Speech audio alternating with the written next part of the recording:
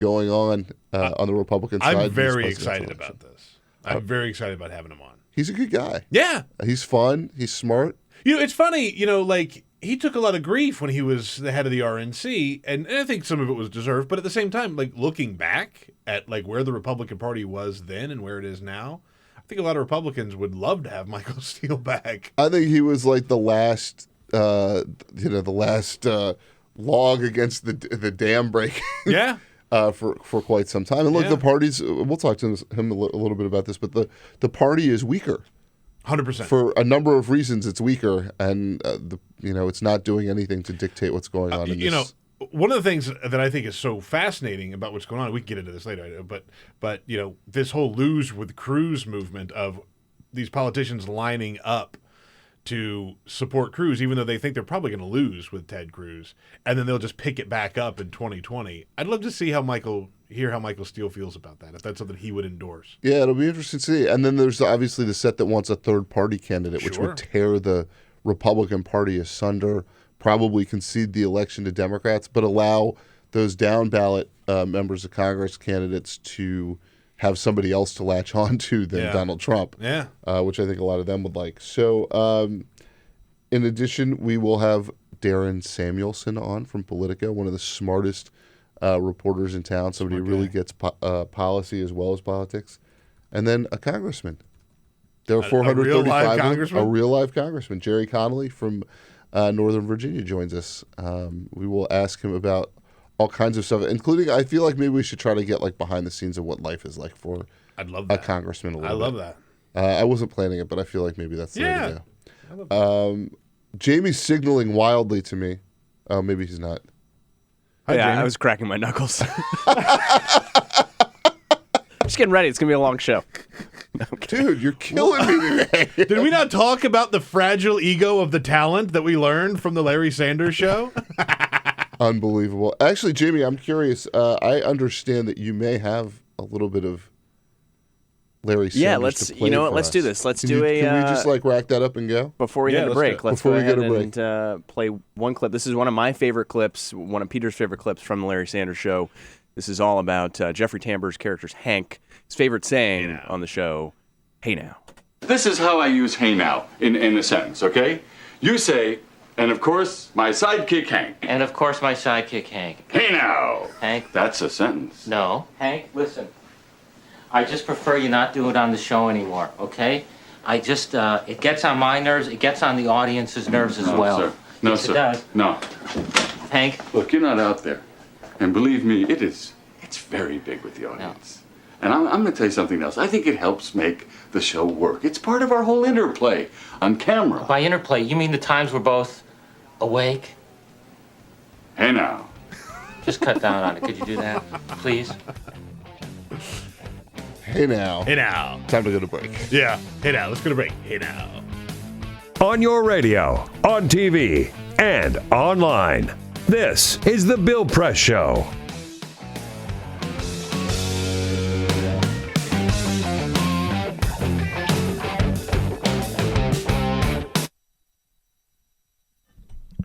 Hey, friends and neighbors, what do you say? Here we are now at the end of the road for this spring's pledge drive for Free Speech TV. This is that critical time, and we've done very well. Almost there, but not quite. We are this close to meeting our goal, getting over the line, and no doubt about being able to keep Free Speech TV going. And we've got to do our contribution for this show, make sure to these last couple of days to make sure we do get over the line.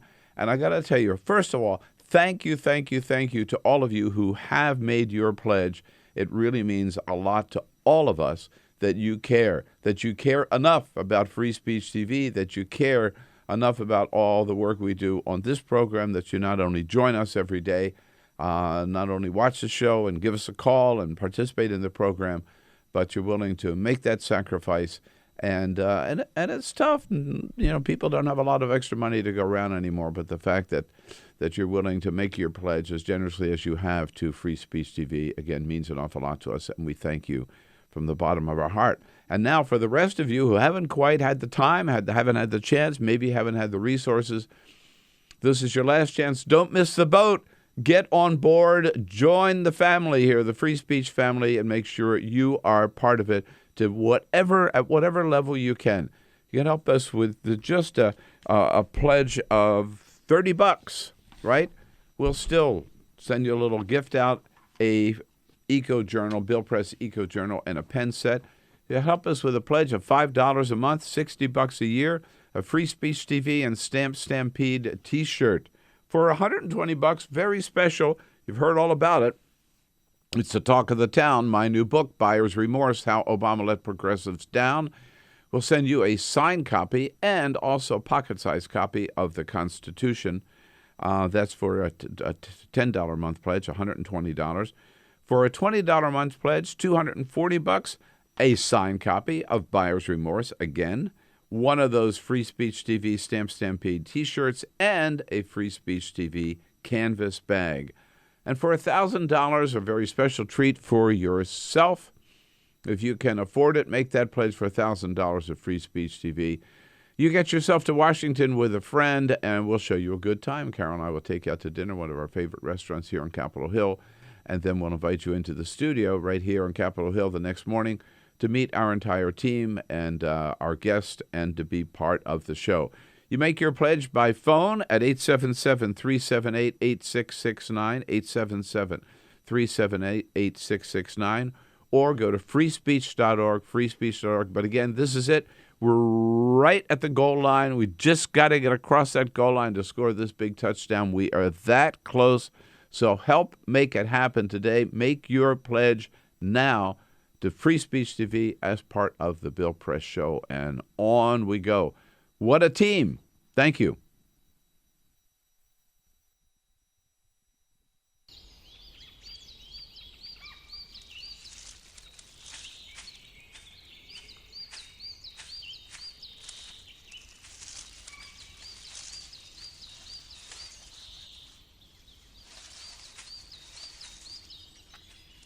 At Earth Justice, we defend the environment in the courtroom. Join our fight. When you take a seat, you take a stand. Earth Justice, because the Earth needs a good lawyer.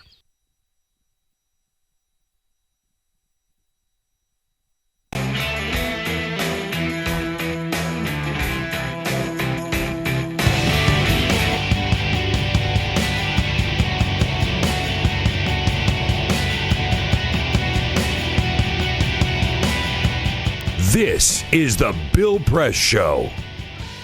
Ben Carson, Whoopi Goldberg, Adolf Hitler walk into a talk show, and this is what happens. He and some of the other politicians, they do what people want. They say what people want to hear. They appeal to people. That's how Hitler got in, sir. That's how Hitler got in. Yeah. I feel like we're going to have to rewrite the Hitler rules. I know. Right? Like the online Hitler rules, there's some name for it where like you basically lose any argument. Godwin's Law. Godwin's Law. Godwin's The first person to invoke Hitler in an online fight loses. We're going to have to rewrite that because everybody invokes Hitler again now, and so everybody would lose. Mutually assured Hitler invocation, destruction. It's gotten weird when when a presidential candidate is talking to Whoopi Goldberg about another presidential candidate and whether that presidential candidate is essentially Literally the new Hitler. incarnation of Hitler. Yeah. No, I mean, it's you know, I wasn't around for comparison, but like I feel like it's a pretty big. I get that there's a lot of outrage, and I get that there's something happening with Donald Trump that we haven't seen before. But to compare, I mean, nobody was Hitler except for Hitler. You know what I mean? Exactly. I mean, it's. I understand why people are afraid, but there have been dictators all over the world that have come to power. Yeah. Or people have come to power and taken powers that did not exist before, who are well short of Hitler. Right. Right? You know, where they're like, they win a popular election, they win a sweep, people are angry in their countries, the economy is bad, they get dictatorial power, and they aren't Hitler. Right, exactly. Yeah. That's a certain obviously would hate to be wrong about that kind of thing. That's right. Yet. Right. I'll come to regret this transcript. I hope I don't come to regret this transcript. Jamie, can we go to break? Yeah. Now? Yeah. How about 45 seconds ago?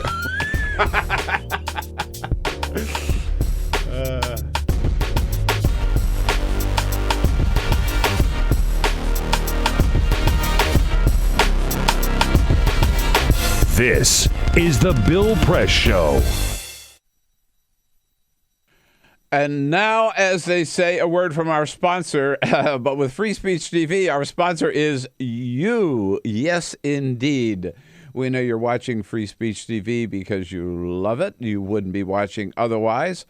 How could you not? You get Start the Day with Me, then you got Stephanie Miller and Tom Hartman, David Packman, Amy Goodman, and the whole great lineup of hosts and their guests and the issues that they talk about. We talk about the commentary you get, the chance to express your opinions. It's a great network, one of a kind, the only totally independent progressive network in the country. That's why you love it, and we love you in return, and thank you for watching. But once in a while, we have to turn to you for help because you know that we count on you and depend on you and wouldn't be here without you. It's as simple as that. That's what makes free speech unique. No other network like it, not only because we are totally independent, but because I guess our independent depends on having no corporate money, no government money, no Koch brothers money, just whatever contributions, whatever pledges you can afford to make and are willing to make to keep free speech TV going.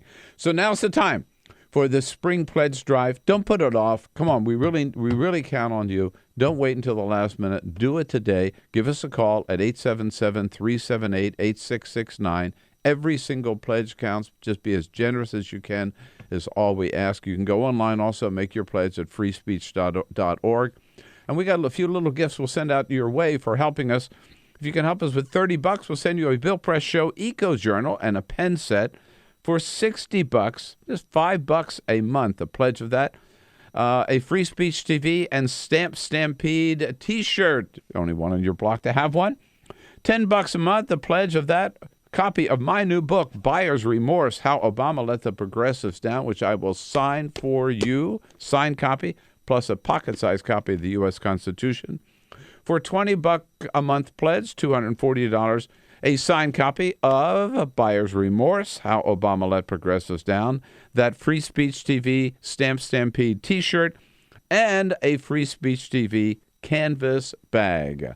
We always mention, and we love to do this, if you can afford and are willing to make a $1,000 pledge to Free Speech TV, we'll make it very special for you. You get to Washington, and Carol and I will take you out to dinner to one of our great classic restaurants right here on Capitol Hill, and the next morning invite you in to come in to meet the team and be here for a whole session of the Bill Press Show. We'll have a lot of fun together. So please, again, go to freespeech.org, make your pledge right now, or give us a call, 877-378-8669. Thank you once again.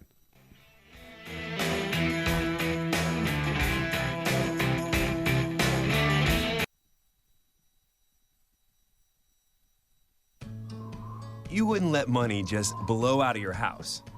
So when your AC or heater is on, make sure the doors, windows, and fireplace flue are shut tight. If you're headed out, turn down the AC or lower the heat by 10 degrees.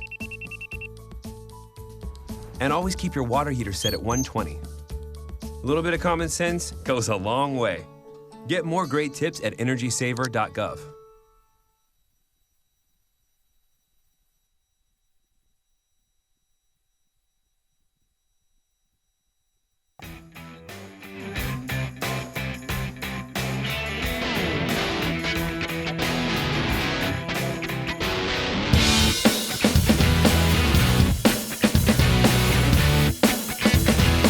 Seen on Free Speech TV and online on TawkrTV. This is the Bill Press Show. And we're back at the Bill Press Show. I'm John Allen, sitting in for Bill Press. Jamie Benson behind the glass. Yes, sir. Peter Ogburn in the studio now. Hey, John. Cyprian Bolding, video operating the video. Ed Ray Rogers as Gwen Stefani. She'll screen your phone calls. So call in. Give her something to do. 866-55-PRESS. That's our phone number. Awesome. Thank you, dude. Wedge that in there. That's like, hey now. Hey now. That's my hey now. That's my hey now. You know, I didn't realize that Peter says hey now a lot, and I didn't realize until Gary Shandling passed yesterday that that's where you got it from. So, I could spend a lot of time talking about the influence that the Larry Sanders Show had on my life. I won't. But there was like I mentioned, this period of time where I was sort of getting my stuff together, right, and giving up some bad habits. And I made this schedule, right, this routine that was not to be deviated from. And one of the things that I had to do every single night was I had to go and see the Larry Sanders Show on TV at 11 p.m. every single night. So usually, maybe this is how it works. Like you give up the stuff. You get your stuff together, and you give up your stuff. Yeah. And like in my case, it used to be exercise. Obviously, it's not anymore. But it used to be I would trade an addiction for an addiction. Yeah. So like for you, Gary Shandling, Larry Sanders Show was. It wasn't so much an addiction, but it was a habit. It was very important to me to have a schedule that I stuck to in everyday life. And you kind of pinned it to Gary Shandling. The night ended every single night with the Gary Shandling Show. And it was every single night in HBO. It was 11 p.m. was the Larry Sanders Show, and 11:30 was Dennis Miller Live. Dennis Miller. Oh, wow. Yeah. And I used to watch those two shows and then go to bed. That was the end of every I feel like their sensibilities are very different. Very different. But the hey now thing is like, Hank says it on the show and he's sort of, obnoxious about it. So it sort of takes this curve of being like obnoxious and then funny, and then it starts to get annoying, and then it goes back to just being like, for me anyway. Now it's funny again because this is the way I say hello to just about everybody is hey now. Hey now. You don't do like a hey, hey, hey. No, I do the hey, hey, hey. But the hey now is my go-to. From What's Happening. Yeah. We're dating ourselves. There's a little dated there. By the way, everyone out there, do not date yourself. Good advice. Just find someone better to date. Find someone better to date, or don't date at all. Yeah, right. No reason to date yourself. That's true. Hey now. Hey now. Hey now. That deserved a hey now. That was a hey now. That's like that's what she said. Yeah. Yeah. Like sort of interjectable at any, but borrowed from Jeffrey Tambor. Hey now. Do you watch Transparent? No, although I really need to, because I think he's fantastic. I think Jeffrey Tambor's fantastic. It's unbelievable. Like there is very little television out there that is as good as Transparent. That's what I hear. And I've yet to watch it. What's funny is, he's such a Jeffrey Tambor is such a serious guy, right? Like in real life.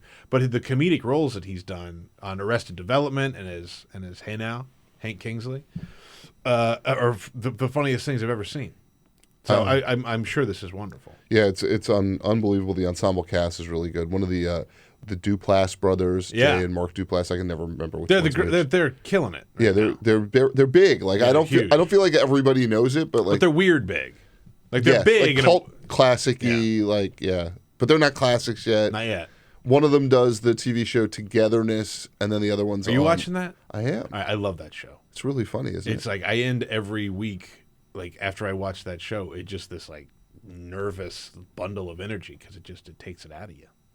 Wow. It's good though. But it's like real human drama. It's real human drama. And funny. Yeah. It's like MASH. Like life. It's like MASH. It's like MASH. It's like very different than You're MASH. dating yourself again. Yeah. Wow. Yeah. Brutal. Oh, all right, so let's cue up what I think is one of the most interesting stories going on right now in politics, which is Donald Trump and Ted Cruz. They say never bring a gun to a knife fight. No, wait, never bring a knife to a gunfight. That's it. What would be the equivalent to what you should or shouldn't bring to a wife fight? Because that is what is going on between the two top contenders for the Republican nomination for president, Donald Trump and Ted Cruz. It's all started earlier this week with neither one of them really involved in this. Yeah. A super PAC put out a Facebook ad of Melania Trump in a GQ shoot with what's the Au Naturel? Au Naturel. Which she was She ain't got no clothes on. strategically covered. Yeah. But basically, it was meant to stir up antipathy toward Donald Trump in the Mormon community, which is, not to monolith anything, but it's fairly socially conservative. Yeah. As a group in Utah, right before the Utah caucuses, and then Donald Trump fired back at Ted Cruz, even though he wasn't the one who did it, and said, basically, Ted Cruz, watch out. I'm going to spill the beans on your wife. Heidi Cruz, and Ted Cruz was like, "But Donald, I didn't.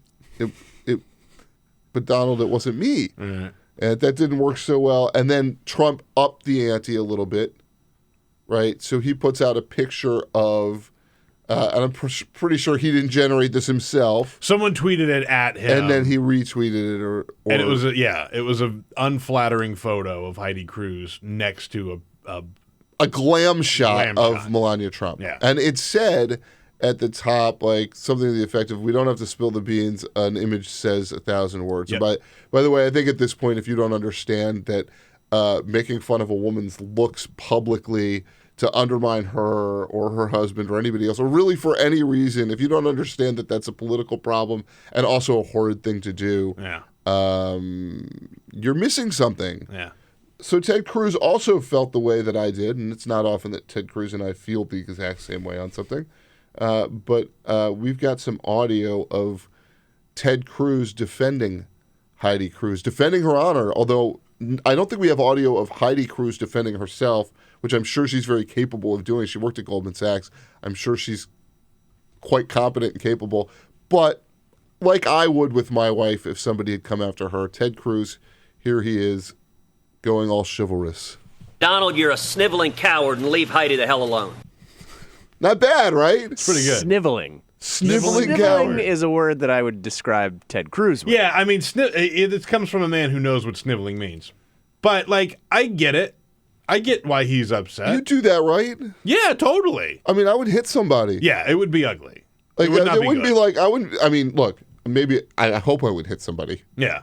But, like, here's the other thing, right?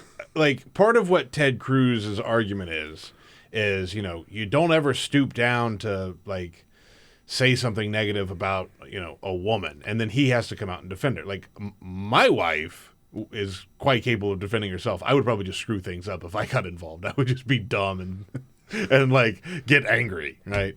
But, like... Yeah, but there's a level of, like, in me, like... There is. I absolutely... It's like kind of like my job Yeah. is... And this sounds like terribly like a caveman, but, like, I sort of feel like I have a job of, like, protecting my family. Yeah. Much like my wife That's also what we've has... been taught. By the way, also much like my wife would defend her family and would go out there and want to defend me. And... like Bill Clinton, when he says stupid things on the campaign trail, it's almost always because he's frustrated and infuriated at something that someone has said about Hillary Clinton. Like, he starts, you can tell. This is always my argument for why I think Bill Clinton, like, why you can tell Bill Clinton loves Hillary Clinton. When he says dumb stuff on the campaign trail, it is in defense of Hillary Clinton. Yeah. It's like the one blind spot he has in politics. That's a good Everybody point. else, he's a great strategist. That's a really Himself, good he's a point. great strategist. She gets involved, he's like, I'm going to kill him. I'm going to kill him. I'm going to kill him. So I do want to break in real quick and say Heidi Cruz did actually comment on this. What did she say?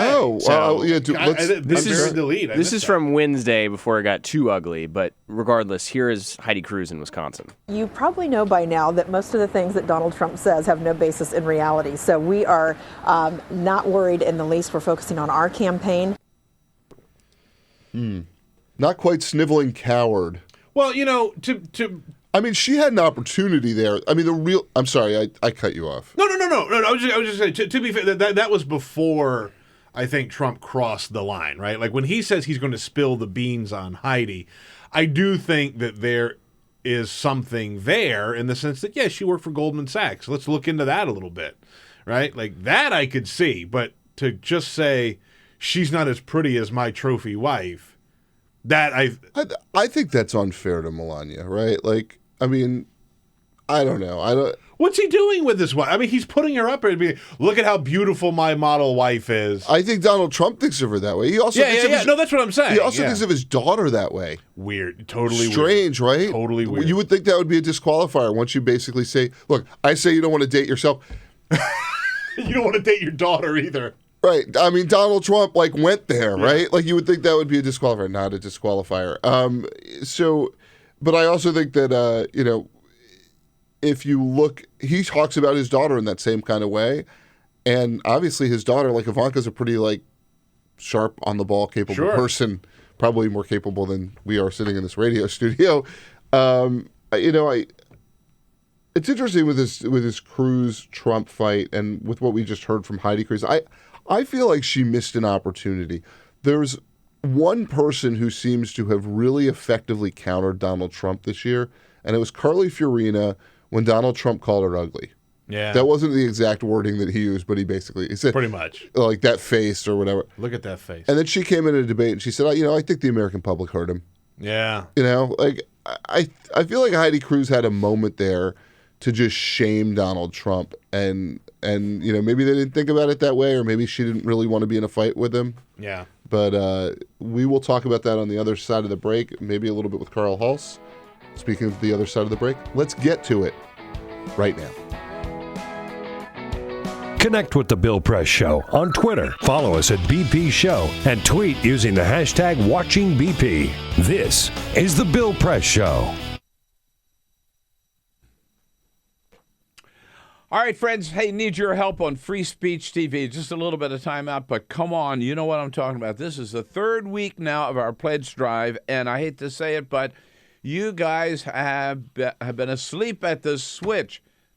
Lousy response so far. Okay, I'm partly responsible because I know I've been traveling. I haven't been here every day to give you that extra push, but now is the time. I'm back. This is the last week.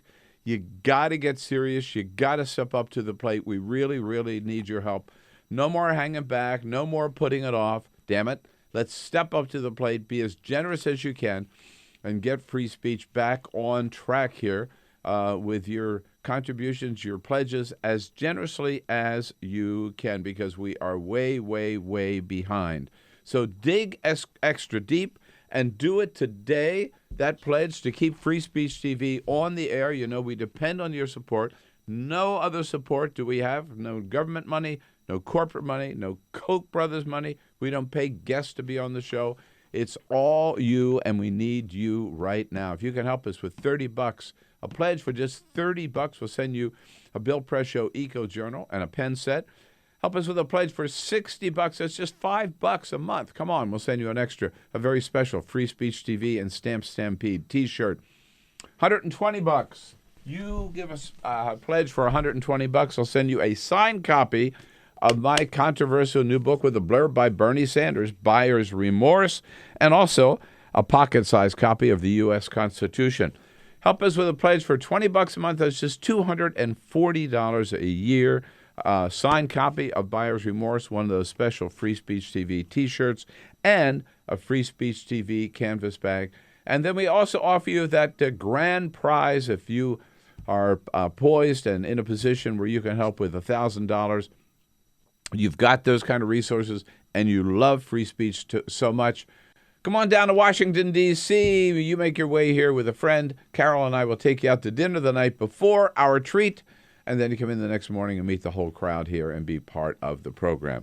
However you can help us at whatever level, we really, really, really need your help. We are way behind. We got to make it up this week. So really depend on you, counting on you to do the most you can. You know how to do it.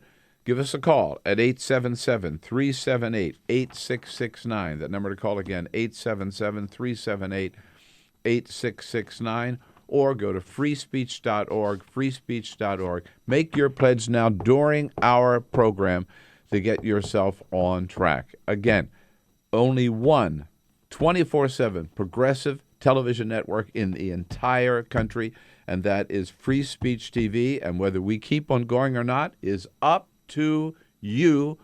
We need your help. Make your pledge and do it today. And thank you.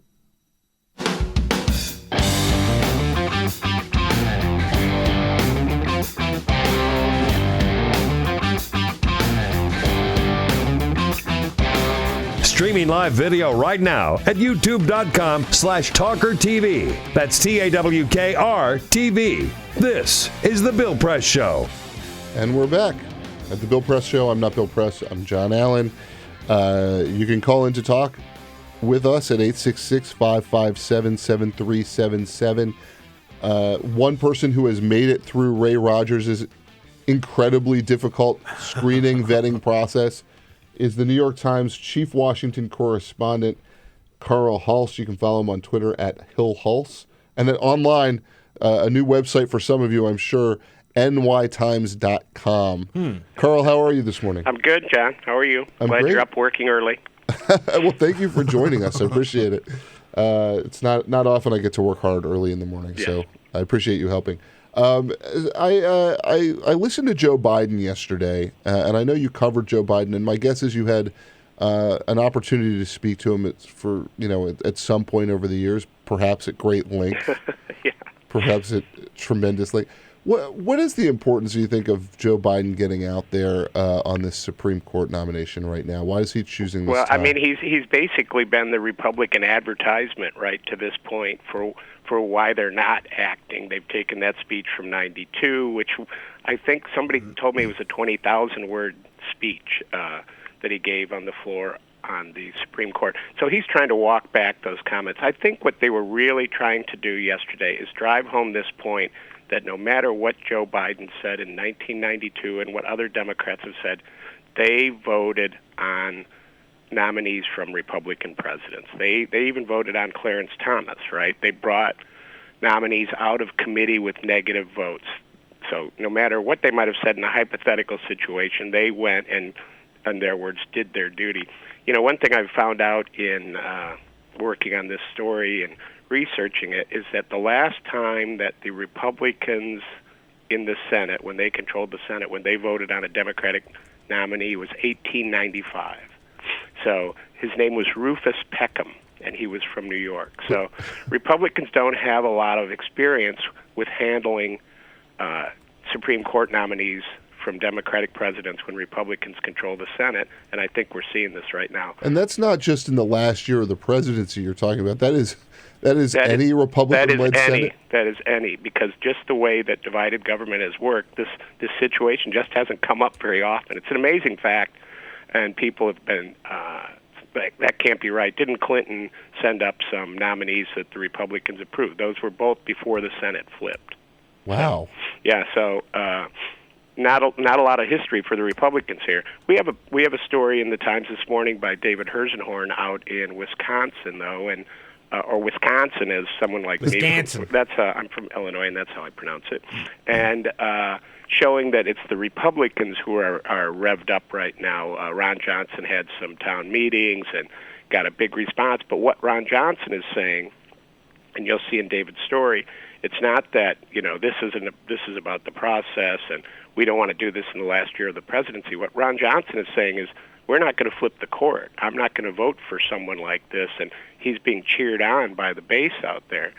So, for Ron Johnson, it's less about acting in the last few months of a president's term. It's more about we're not going to change the ideology of the court. And if you extend that logically, well, when is Ron Johnson then going to vote for a Democratic Supreme Court nominee? So it's a pretty complicated issue. But, Biden definitely tried to roll back his earlier comments yesterday, and I don't know if he was speaking to the Republicans as much as he was speaking to the public. Like, look, we've done this. We even did it with Clarence Thomas, right, which was a total mess and is going to be the subject of a movie that's on, I think, HBO later this month.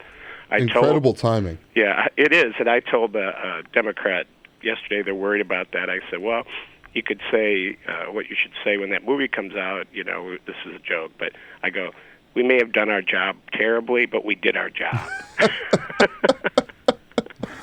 So, yeah, I mean, it's interesting. It sounds like Ron Johnson's argument, I saw this Herzenhorn piece, is basically, the president may have been elected for 4 years, but guess what? I was elected for 6 years. Right. And I'm going to dig in as hard as I can for all 6. Yeah, and it's, he's not making any pretense, as David says in there. He's saying, I'm not going to vote for someone who's not a strict constructionist.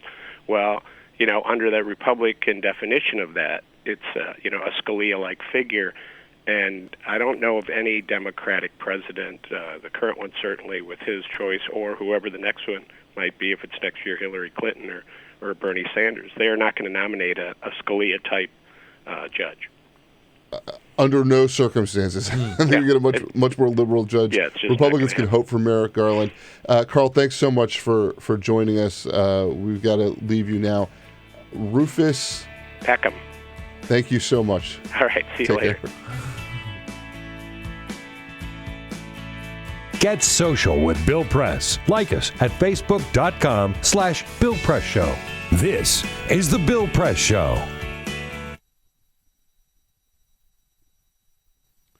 Hey, friends and neighbors, a little time out here to talk about Free Speech TV. First of all, thank you. Thank you for being part of the Free Speech TV community and watching the show every day.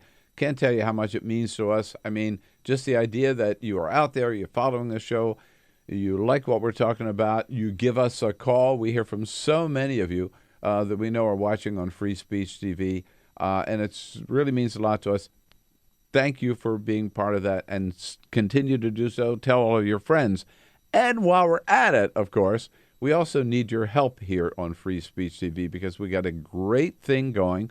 As you know, the only totally independent, totally progressive TV channel that exists today. You're lucky to have it, but we need your help to keep at it. Free Speech TV, as you know, we're in existence not because we get any corporate money, because we don't, not because we get any government money, because we don't, or no Koch brothers money. We don't pay our guests. They don't pay us to be on the show. We depend solely on you, your generosity, and your support. And so this spring, we turn to you once again to be as generous as you can with your pledge to Free Speech TV, again, to keep this great partnership going. If you could help us with just $30, a pledge of $30, we'll send you out a Bill Press Show Eco Journal and a pen set. For $60, a great little Free Speech TV and Stamp Stampede T-shirt to impress your friends with. If you can help us with just $10 a month, a pledge of $120, a copy of my latest book, the very controversial, infamous book maybe now, Buyer's Remorse, How Obama Let Progressives Down. That's a signed copy, plus a pocket-sized copy of the Constitution. For $240, you get a copy of Buyer's signed copy of my book, Buyer's Remorse, that Free Speech TV Stamp Stampede T-shirt, and a Free Speech TV canvas bag. And for $1,000, if you can afford that for Free Speech TV, we'll make it very, very special. You get yourself to Washington. Carol and I, my wife, will take you and a friend out to dinner, and we'll invite you in the next morning to meet the team here and sit in on a edition of the Bill Press Show. But again, it is so important to keep this partnership going. We couldn't do it without you, and I hope you feel that you couldn't get through your day without us. We need you to make your pledge. Don't put it off. Do it now, and do it again. Be as generous as you can. That's all we ask. The number to call is 877-378-8669, 877-378-8669, or you can go to freespeech.org, and we thank you.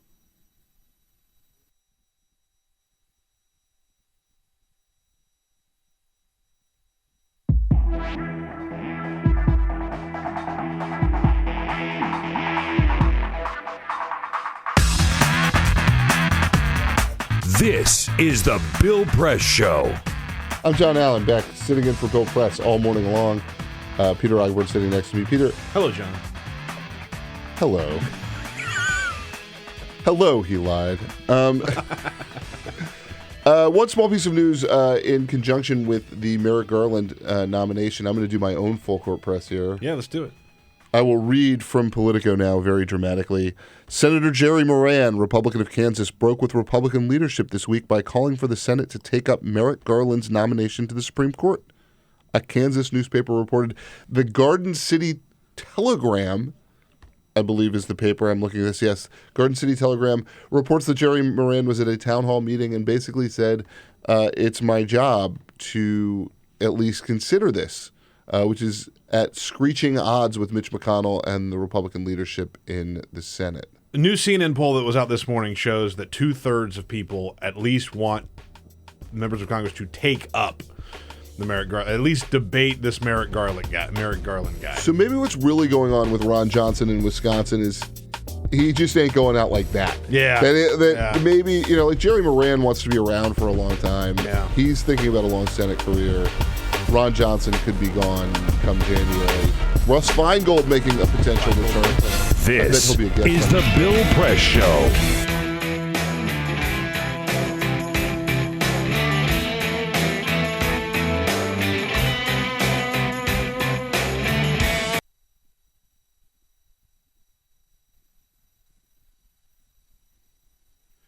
All right, friends, now, again, a little time out here to talk about Free Speech TV, how important it is right now in this pledge drive that you step up to the plate and help us here at Free Speech TV to keep Free Speech TV going in this great partnership that we've got. You've heard me tell you so many times how much we depend on you, how important it is. And today I wanted to bring somebody else along to make that same point because maybe you don't believe it from me. So let's go right out to Denver now and speak with Heather Schreck.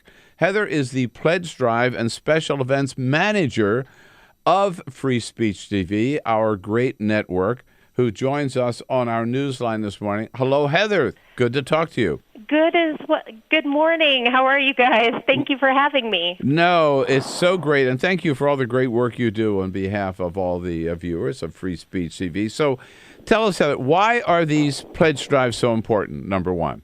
Honestly, we're like any other company that has a quarter budget. And so, in order for us to continue to have that freedom of a voice, unlike our corporate media partners, who depend on their advertisers, we depend on viewers nationwide to, allow that, peace of mind and non-censorship that unfortunately you find at so many other networks. So, in a lot of ways, our viewers are kind of like our stockholders. And it's so important in this election cycle, as we've seen it heating up. No matter what happens in the months ahead, you need a place to turn to truth. And you need voices like yours, like Tom's, like Amy's, to really bring you a different perspective and a truthful perspective at that. And where's the money go, all the money that's pledged? Honestly, to keep us on air, we are a staff of 15 people, which, I'm not sure how many staff members are at a normal show in corporate media, but, that is it. It's driven by a group of us that are incredibly passionate with vendors and hosts like you that, keep us going to not only, to feed the satellite and keep our website on. Majority of our funding goes towards our programming, so the incredible documentaries, the new shows we're bringing on, like Act Out. So every dollar, we stretch those dollars, but it's all, it goes to an amazing cause. And if every viewer that watched actually donated, and we're going to use Bernie as an example here. His average donation is $27. So let's say that. Imagine that, right? Exactly. So if we had every viewer donate $27, we would almost double our viewer support every year, which would be a game changer for us. So, I'm going to kind of kidnap Tom's line and say, tag your it. Yeah, tag your it. Yeah, the $27. That's a great little goal to shoot for. And also, I think you made this point that it's because of the that we depend on our viewers and only our viewers that Free Speech TV can be so independent and freewheeling in its program. Oh, absolutely. I mean, as we're finding, unfortunately with MSNBC, so many hosts like Ed Schultz or Melissa Hart Perry have been silenced because of their voice. We don't do that. Nobody is calling you or any of our other hosts after a show going, hey, great show today. By the way, you can't cover that. Right. And everyone has a difference of opinion, and that's okay. We're not asking anybody to agree with everything that's being said, but having that freedom of, a different perspective that you don't see anywhere else, I think is a beautiful thing. And it is indeed, yeah. It's beautiful, and I am so happy and proud to be part of it. And Heather, again, thank you for all the great work that you do. So we're going to ask people once again to step up to the plate here and do your best right now. Do it during this show. And remember, if you can help us with just a pledge for $30, we'll send you a Bill Press Show Eco Journal and a pen set. Help us with $60. That's $5 a month, friends. Come on. A Free Speech TV and a Stamp Stampede T-shirt. For $120, a signed copy of my new book, Buyer's Remorse, How Obama Let Progressives Down, and a pocket-sized copy of the Constitution. For a pledge of $20 a month, $240 a year, that signed copy of Buyer's Remorse, one of those great T-shirts, and a Free Speech TV canvas bag. You can afford to help Free Speech TV with $1,000 and get yourself to Washington. With a friend, Carol and I will take you out to dinner, bring you in the next morning to meet the team here and be part of the show. But please, do it right now. Pledge as generously as you can. We really depend on it. Thanks to you. Thanks to Heather Schreck. And go to 877-378-8669 to make your pledge right now, or freespeech.org. We thank you all again.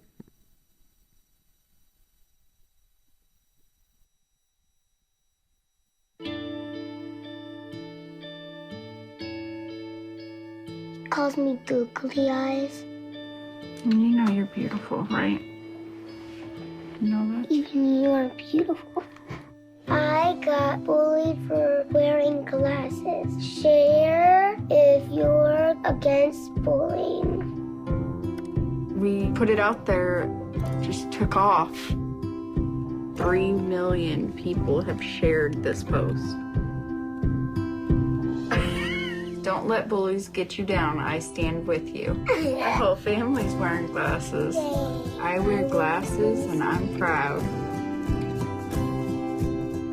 I even have the army on my team. All the kind comments brought my child joy. I don't feel thank you is enough. Thanks.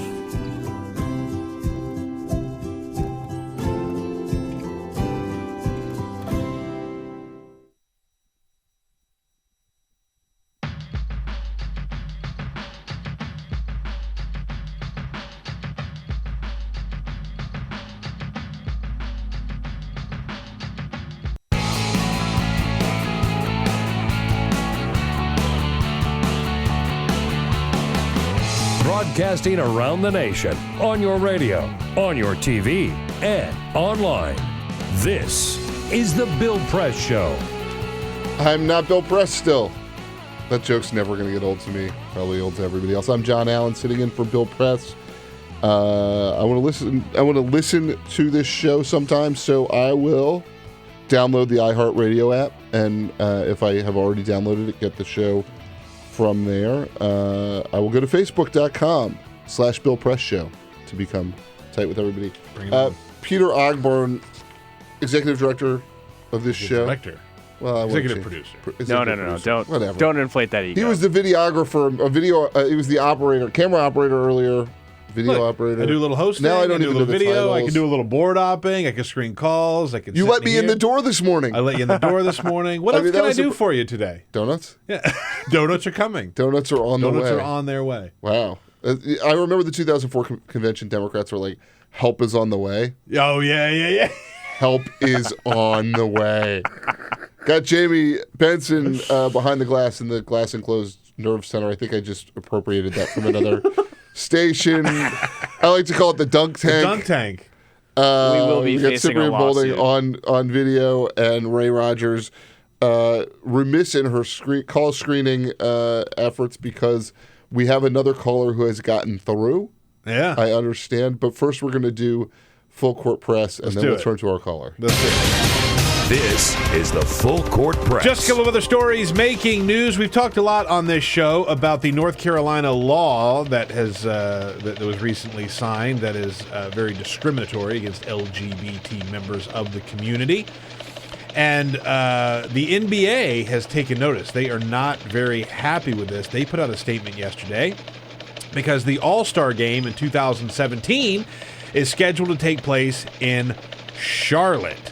So the NBA put out a comment that says, quote, "We are deeply concerned that this discriminatory law runs counter to our guiding principles of equality and mutual respect and do not yet know what impact it will have on our ability to successfully host the 2017 All-Star Game in Charlotte." So a little warning shot to North Carolina about their anti-LGBT law and whether or not the NBA might pull their support from the state. I think that this is not going to be helpful for North Carolina. We've seen this before, with boycotts over the Super Bowl, I think, with Martin Luther King Day in Arizona. At the end of the day, commerce rules usually. Yeah, I get that. It's a big day as the Rolling Stones have arrived in Cuba. They arrived late last night. They're going to put on a historic free concert in Havana this weekend. Mick Jagger came out and offered a very brief greeting in Spanish, saying he was happy to be on the island. So I'm sure that went well. Yeah. Mick Jagger speaking Spanish late at night, right after he gets off of his airplane, I'm sure was really, really nice. But the Rolling Stones haven't played in Cuba back in the 1960s to the 1980s. Foreign bands like the Stones were blocked from the airwaves. Couldn't even hear them on the radio. So this is a big deal that they're going to be there. I would go see the Stones in Havana. Oh, sure, of course. I would go see the Stones anywhere, and I would go to Havana. The combination. That's a twofer, man. Yeah. The Stones in Actually, Cuba. maybe I sound like I don't want to offend my friends who are still angry. And legitimately so with the obscene human rights record of the Castro regime. Yes. I would like to go to Cuba in the sense that it seems like a nice place to have a vacation. I agree with that. Or that. potentially gamble someday. Yeah. Certainly smoke a cigar. Bill's been there a couple times. He talks all about how great Cuba is. Radio Free Bill from Cuba. Bill. And big news from the sports desk yesterday as it was announced that the Cleveland Browns have a new quarterback. Name familiar to those of us here in Washington, Robert Griffin III has signed with the Cleveland Browns. Not sure exactly who ends up on the worst side of that deal. I wish him all the luck in this world and beyond after what this organization here did to the young man. But it looks like he's going to be the starting quarterback for Cleveland. So, yeah, look. The Redskins screwed up by letting him play in the playoff game after he was injured. Totally. Not hurt, but injured. They did a tremendous disservice to him, and I don't think that you can have any forensic accounting of what happened with him in Washington without that. And, I don't blame him, and I wish him well. I do too. I suspect he won't do well because he's going to be in Cleveland with the Browns. But yeah, I mean he's going with the cursed team, and I think it's the end of his career. I kind of do too. I don't think he's got the explosiveness that he used to have. I mean, he's been ruined. I think he always had a great arm. Sure. But there was not all that accurate deep. That's right. And so once he lost his legs, all of a sudden he's a guy who can throw the ball deep to somebody else. He's not going to have any receivers this year anyway. Yeah, exactly. What's the difference? So, the Washington football team isn't going to be anything to write home about either necessarily, right? I mean, they did pretty well this year. I mean, they did better than expected this year. But they were in a weak division. That's a success for this team. They did better than it was expected. I mean, look, it was nice to see them playing, a longer season than we normally do. But I don't know, they've been bad basically since Dan Snyder took over. Yeah, they're a cursed team. They're going to be terrible this coming season. I think so. They won't be better than a 500 team. I mean, but that could in the NFC East. It could take them far. Win the Cyprian's NFC fuming in the next I'm sure round. Cyprian's freaking out right now because he's a huge fan. He gets so mad when I talk trash about them. Really? That's a pretty thin door between us and Cyprian. Hey, Cyprian, that was Peter talking trash about the Washington football team. I'm a lifelong fan of the Washington football team. And only occasionally do I consider switching allegiances to the Baltimore Ravens. Oof. Yeah. Only occasionally. Only occasionally. I believe we have Jessica Taylor on the line because Ray Rogers has failed in her duties again. Hi, Jessica. How are you? Hi. Good morning. Good morning. Oh, my God. That is a wonderful National Public Radio voice. I told you, right? Maybe you should interview me. Well, can I could hear you all talking about the Washington football team, and so I'm an unpopular person in this town because I'm a Cowboys fan. So Jessica will also occasionally on Twitter give me heat because I'm such a big Alabama Crimson Tide fan. But Jessica, are you from Washington? You're not from Washington. No. So you're fine. Yeah, I'm from Tennessee. So again, that's just why Peter and I have. You didn't even have a team. Roll Tide. Did you say Roll Tide? I did say Roll Tide. Hey, Jimmy, I don't know if is this possible. Is it possible to find? Is it possible to find a clip of Rocky Top for us? Are you able to do that? I would love to hear some Rocky Top. In honor of Jessica and my parents who love Rocky Top. It's the best college football song. And they're not from Tennessee, nor did they go there. Oh my God. Look at this. You don't want to hear my version of this because I'll sing along with it the way that we sing along with it at Alabama's football stadium. Which is not safe for radio. But maybe for some of the TV outlets they're on. Jessica, I want to talk to you. You all made my morning. Thank you. Well, I'm glad that I could return the favor. So Jessica is on Twitter, by the way, at Jessica Taylor. You can find her work at npr.org. That's npr.org as in National Public Radio. Jessica, I wanted to talk to you a little bit about Ted Cruz and Donald Trump and what is going on with the wife fight. Is there any larger meaning to what's going on, political positioning here, or are they just down in the gutter as low as it gets? Well, I think that, sorry, I'm getting a little bit of feedback here on the phone. It's just, this campaign season is bizarre. I mean, if you, past few days you tell me we'd be talking about Twitter fights again. It's bizarre and it's sad in a way. But I think the larger meaning is that, Ted Cruz is creeping up on him, frankly. We've seen some polls out of Wisconsin showing it tight, and he represents a bigger threat to him. So I think every time you see this happening, you see Trump going off on these late-night Twitter tirades, and he's obviously touched a nerve with him. Listen, this all started on Tuesday, or earlier this week, really, when an anti-Trump super PAC ran a Facebook ad in Utah that had a photo of Trump's wife, Melania, where she had been posing partially nude on the front of a GQ cover several years ago, and they were running a Facebook ad, essentially saying, "Is this what you want your first lady to look like?" Which, again, in Utah, very heavy Mormon population, very conservative. That's something that they felt like would really sort of hurt him there. I don't know that they needed to do that, really, because Donald Trump was already doing very badly there. And I think they really just wanted to make sure that Ted Cruz maybe got above 50% so that he could get all of the state's delegates, which did happen. But I think it's probably, even a lot of conservatives were saying, is this really sort of the way to go? So I think it was kind of maybe a controversial tactic, again, from a super PAC that not only is not aligned, has no relationship with Ted Cruz, but isn't even officially backing him. It's just an anti-Trump PAC. So you saw Donald Trump. First, he tweeted a tweet that sort of hit Cruz on this. He deleted it, but then he tweeted it again because you have to get in the Lion Ted part. That's his signature. He can't just say, against Cruz. He has to say, Lion Ted did this, and you better watch out. So he essentially made a threat against Melania or against Heidi Cruz on this, and of course Ted Cruz is going to take offense to this and tweet this back. But then what happened yesterday morning was when Donald Trump, it's the retweets that get him in trouble a lot of times, his supporters tweeting these things. So then you had this photo essentially alongside a very flattering photo of Melania Trump and a photo of Heidi Cruz where she did not look as flattering and saying, a picture's worth 1,000 words. So, it's a very striking image. And, essentially what it looks like what he was trying to say was, hey, look at my wife, look at your wife, and which one's prettier in a way when we've come down to this in the campaign. And so it really touched a nerve with Ted Cruz yesterday. I've been out on the trail with him several times this year, and I was not with him yesterday in Wisconsin, but when you could see what was happening, he just went off after a campaign stop he had there and essentially said, you don't mess with my wife, you don't mess with my kids.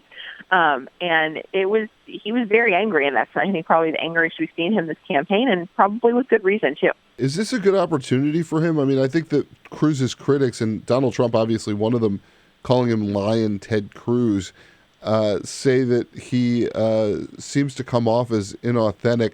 This anger appears to be pretty authentic. It was very authentic. I think, you could see that, I mean, he's a husband, he's a father, and you could see that he was very angry and stuff too. You know, and another thing he was pressuring him for, which we'll see if this happens before Wisconsin, it probably won't, but, you know, he wants a one-on-one debate with Donald Trump. Again, of course, you still have John Kasich in the mix. That's going to be harder to do, but even, you know, just a debate with the three of them, because the one that was supposed to happen last week, or earlier this week, rather, on Monday, was canceled. And we're going to have a forum next week, but that's, you know, it's not an actual debate where we're going to see them up on stage engaging each other before we have Wisconsin on April 5th, which is going to be very critical, and then New York 2 weeks later. But, you know, to try to get them to face off. So that's one thing he's trying to pressure him for, I think. But, you know, again, it's just, we're not talking about issues when we're talking about this.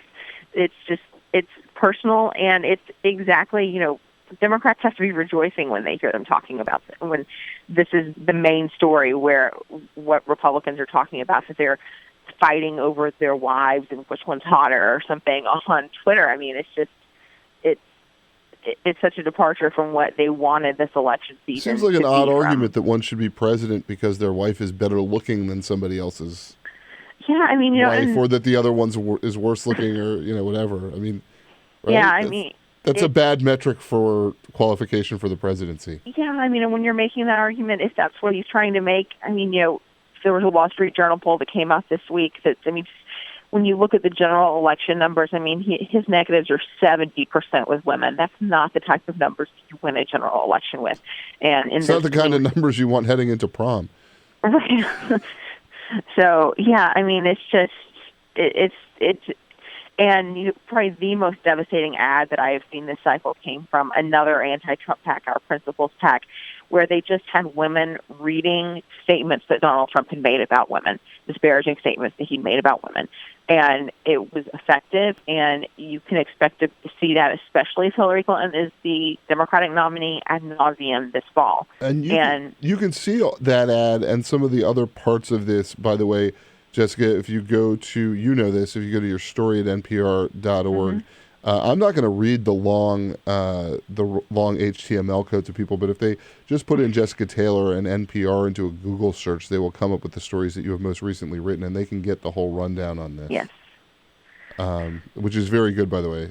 I read your story, and I loved your account here. Very easy to get through. Thank you. One thing I'm curious about with Cruz so far, just what your sense is about these endorsements that he's starting to pick up. Sounds like Scott Walker's about to do that. Is this too little, too late for Cruz? Did the Republican Party get off the ball, the sort of establishment get off the ball too late? Well, I mean, you know, Ted Cruz has never been the establishment favorite, which I think is why it's a little bit jarring when you have, you know, Romney getting behind him, essentially, when you have Lindsey Graham, of all people, getting essentially behind him. We joked earlier this year that if he were murdered on the Senate floor, then no one would convict him. It's really because he's the lesser of two evils. They see him as, I mean, Ted Cruz does not have many friends in the Senate. He's not going to be, people aren't going to be gung-ho behind him, but it's sort of, he's our last chance to stop Donald Trump, and they don't see that Kasich has a path to at least getting a significant number of delegates before we head into Cleveland.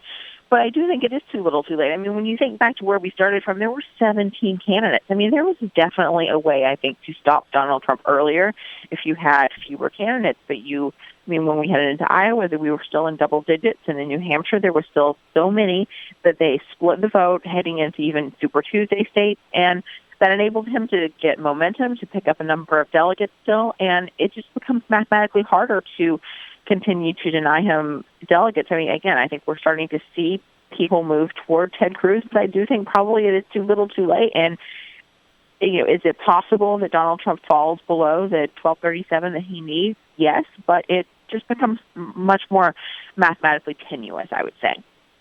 Jessica Taylor, as wonderful on the radio as you are in print and digital, we are going to go out to our song, I think. I thought we were going to go out to our song.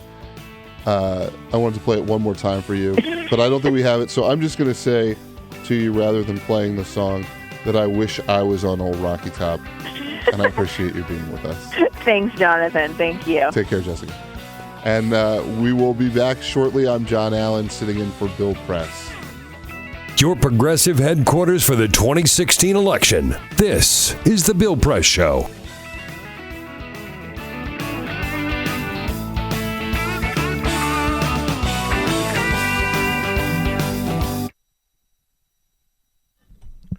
Hey, friends and neighbors, what do you say? Here we are now at the end of the road for this spring's pledge drive for Free Speech TV. This is that critical time, and we've done very well. Almost there, but not quite. We are this close to meeting our goal, getting over the line, and no doubt about being able to keep Free Speech TV going. And we've got to do our contribution for this show, make sure to these last couple of days to make sure we do get over the line.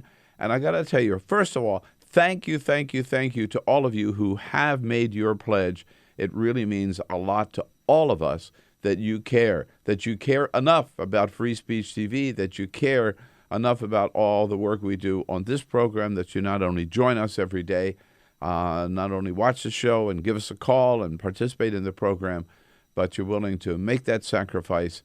And it's tough. You know, people don't have a lot of extra money to go around anymore, but the fact that you're willing to make your pledge as generously as you have to Free Speech TV, again, means an awful lot to us, and we thank you from the bottom of our heart. And now for the rest of you who haven't quite had the time, haven't had the chance, maybe haven't had the resources, this is your last chance. Don't miss the boat. Get on board, join the family here, the Free Speech family, and make sure you are part of it at whatever level you can. You can help us with just a pledge of $30, right? We'll still send you a little gift out, a Eco Journal, Bill Press Eco Journal, and a pen set. You help us with a pledge of $5 a month, $60 a year, a Free Speech TV and Stamp Stampede T-shirt. For $120, very special. You've heard all about it. It's the talk of the town. My new book, Buyer's Remorse, How Obama Let Progressives Down. We'll send you a signed copy and also a pocket-sized copy of the Constitution. That's for a $10 a month pledge, $120. For a $20 a month pledge, $240, a signed copy of Buyer's Remorse, again, one of those Free Speech TV Stamp Stampede T-shirts, and a Free Speech TV canvas bag. And for $1,000, a very special treat for yourself. If you can afford it, make that pledge for $1,000 of Free Speech TV. You get yourself to Washington with a friend, and we'll show you a good time. Carol and I will take you out to dinner, one of our favorite restaurants here on Capitol Hill, and then we'll invite you into the studio right here on Capitol Hill the next morning to meet our entire team and our guest and to be part of the show. You make your pledge by phone at 877-378-8669, 877-378-8669, or go to freespeech.org, freespeech.org. But again, this is it. We're right at the goal line. We just got to get across that goal line to score this big touchdown. We are that close. So help make it happen today. Make your pledge now to Free Speech TV as part of the Bill Press Show, and on we go. What a team. Thank you.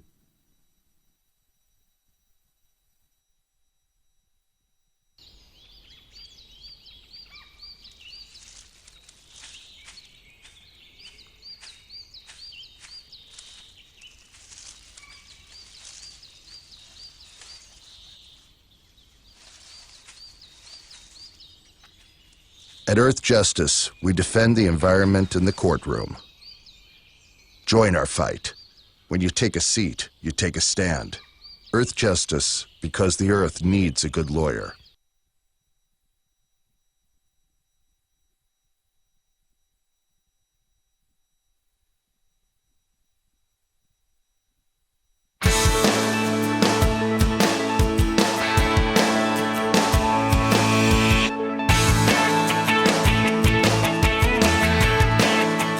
This is the Bill Press Show. This is Jonathan Allen sitting in for Bill Press, now fueled by a Dunkin' Donut from Ray Rogers. Ate it during the break, so you didn't have to watch me do that or listen to me do that. Peter Ogburn now fueled by iced coffee. Yes, indeed, decaf coffee. I wanted to tell just a quick story about why I love Rocky Top, the song, so much. And the reason that I'm doing this is basically because you encouraged me to do it during the break. So we're going to get into some SEC football stuff here, but my parents love the song Rocky Top, and I think it's because they're bluegrass fans. Generally speaking, they like the rockabilly and that sort of that kind of music. And but I don't know for sure because it predates me that they like the song. It is the only song that I think I've ever seen them dance to. Right? So when I got married in Georgia, in Atlanta, I asked that we play this song because I wanted my parents to be able to dance at the wedding. And my wife, who went to Emory University, all of her friends went to the University of Georgia, which, of course, hates Rocky Top because it's the fight song of Tennessee. Yeah.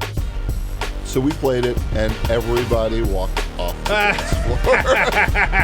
So my parents got their dance to themselves. This is the Bill Press Show. And now, as they say, a word from our sponsor. But with Free Speech TV, our sponsor is you. Yes, indeed. We know you're watching Free Speech TV because you love it. You wouldn't be watching otherwise. How could you not? You get Start the Day with me, then you got Stephanie Miller and Tom Hartman, David Packman, Amy Goodman, and the whole great lineup of hosts and their guests and the issues that they talk about, we talk about. The commentary you get, the chance to express your opinions. It's a great network, one of a kind, the only totally independent progressive network in the country. That's why you love it, and we love you in return, and thank you for watching. But once in a while, we have to turn to you for help because you know that we count on you and depend on you and wouldn't be here without you.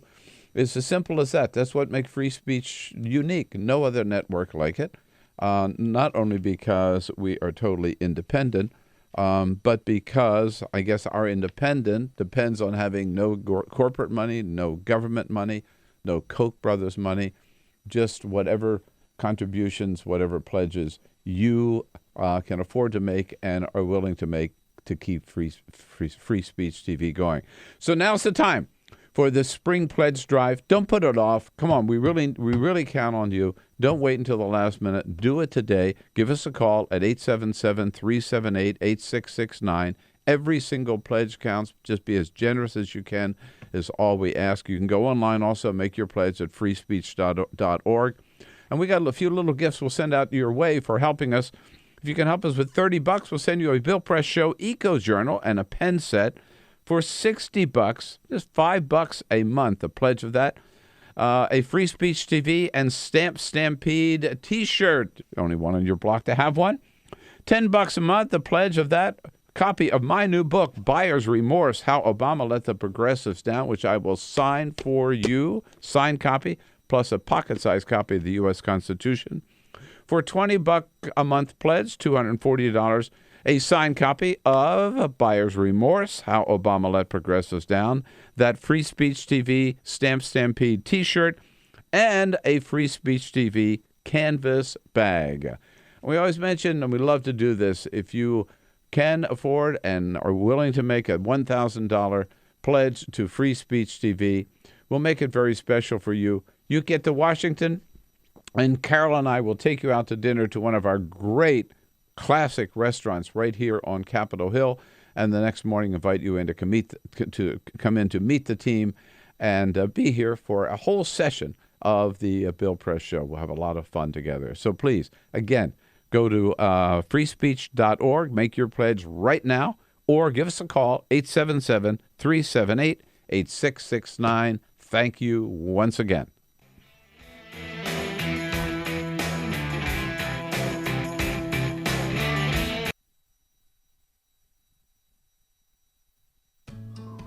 You wouldn't let money just blow out of your house. So when your AC or heater is on, make sure the doors, windows, and fireplace flue are shut tight. If you're headed out, turn down the AC or lower the heat by 10 degrees. And always keep your water heater set at 120. A little bit of common sense goes a long way. Get more great tips at energysaver.gov.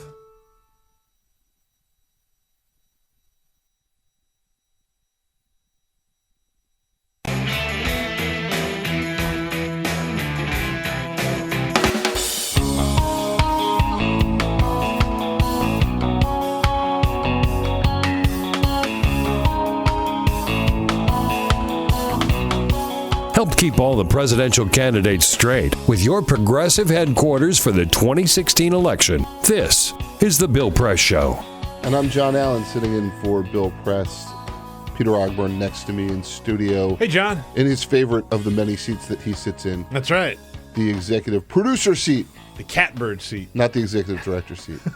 Not like you're the head of some foundation. I'm the head of the executive director of the OGPAC. I'm the captain now. Wow. No, I'm kidding. Just got fired, by the way. Back in the dunk tank. I do know how to run the board, Benson. Jamie. Ray Rogers still the favorite person on the Bill or in the Bill Press studio today because she got the donuts. She brings us donuts. She was like, "Time to get the donuts." Yeah, that's it. I'm old. That was an old reference. Time to make the donuts. We have. You've dated yourself yet again. God, I gotta stop doing that. Serial dating of myself. Get in a long-term relationship. All right, so we've got an awesome guest on the line. Former Republican National Committee chairman and frequent guest on many shows, host of his own radio show on another competing network, and the president and CEO of the Steele Group, Michael Steele. Chairman Steele, you with us? I am there. How you doing, man? I'm doing really well. Thank you for joining us. Hey, it's good to be with you. I thought maybe you would be somebody I was who going could to say make... you're in the catbird seat, huh? Mm-hmm. I am. Catbird, hot seat. I am not in the captain's chair. Jamie Benson is apparently in the captain's chair until the end of this program, at which point he will be quickly shown the door. There you go. They'll frog march him out of here. And then they'll put a picture of him at the front desk to make sure that he never comes Do not back let this man enter. That's right. So, Chairman Steele, I was going to host the show, and the guys were like, who would you like to have on? And I was like, I think Michael Steele would be great to have on because I need some help figuring out what's going on in the Republican Party right now with this sort of Trump march, but now I think some acceptance of Ted Cruz as the alternate candidate. Do you think that's settled out, or do you think there's still some sentiment that Kasich is the guy to get behind, or that maybe the candidates should be endorsed state by state by the establishment, depending on whether Kasich or Cruz has the best opportunity to win each state? Well, I was really hoping this would be part of my therapy session. Well, I'm happy to do that. Chairman Steele, why don't you just lay back, close your eyes. You know, it's like when I run into you on set, at MS or something, I hope we can grab 5 minutes, and, almost like a confessional, like sort of unload a little bit. Please feel free to do that. Go ahead, unload. Man, unload. We have a 7-second dump button. So there you go. Trust me, I could unload on this crew in ways you cannot even begin to imagine. Simply because all of this has been in the making for so many years. And for all that time, the leadership up and down the pipeline, from the political leadership to the legislative leadership, have largely ignored the hue and cry of a base that felt ignored and put out by that leadership. And so here we are. They've latched on to the guy that they think will carry them forward. This is their candidate. It's the first time, if you notice and pay really close attention to it, this is the first time you hear the base say, this is our guy. I mean, in the past they were told, 2012, accept Mitt Romney, and it'll be okay. We'll give you the candidates you want later. 2008, accept John McCain. It'll be okay. 1996, accept Bob Dole. And they've had it. They're just not doing that. So the irony here is that, I sat and I listened to Lindsey Graham yesterday, since I was on the set, but in Washington, and his appearance on Morning Joe, in which he basically said this, that I'm supporting the guy that I don't think will be the next president of the United States, but I'm supporting him because I don't like the other guy who likely will be the nominee. Oh, and by the way, we're going to lose this November anyway, so it doesn't really matter. And I'm sitting here going, and this is what you're selling to people? to convince them to get behind Ted Cruz?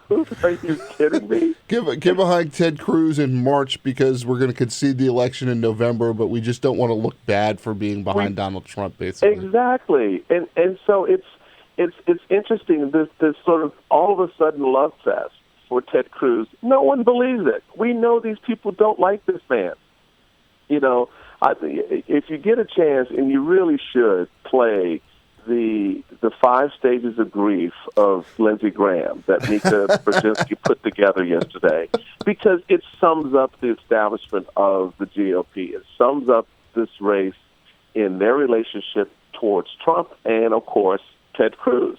And so it's going to be very hard, I think, to wrestle from Donald Trump, this nomination. Wisconsin is going to be, every state now becomes, we get them in this state, this whole race changes. Whether or not until you see the polling, and in every state where people say that, then the polling comes out, it's like California, he's leading. Right. He doesn't have a majority, but he's got a plurality, and so boom, there's another big drop of delegates to him. Yeah, so I think that this is going to go the way it has been going for the last 7 or 8 months, and that is Donald Trump will walk into Cleveland either just above the 237 delegates he needs or just below. Either way, he walks out of the convention likely with the nomination. So what's the answer here for Republicans in Washington who are always telling the base to get on board with the establishment candidate? What's the right thing to do if you're a United States senator who doesn't necessarily agree with Donald Trump?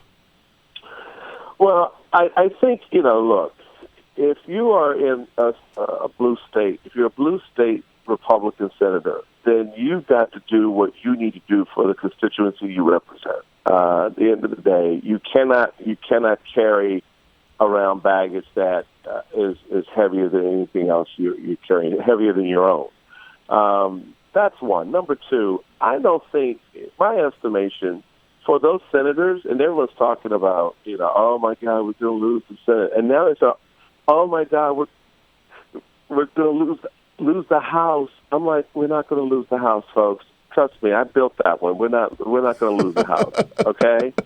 So when President Obama says you didn't build that, he was not talking about you and the House Republican majority. No, he was not talking about me, because he knows, baby, who built that house. I built that on the back of Nancy Pelosi, all right? So we know who built that house. And we're getting calls now. I think the phones are lighting. No, I'm just kidding.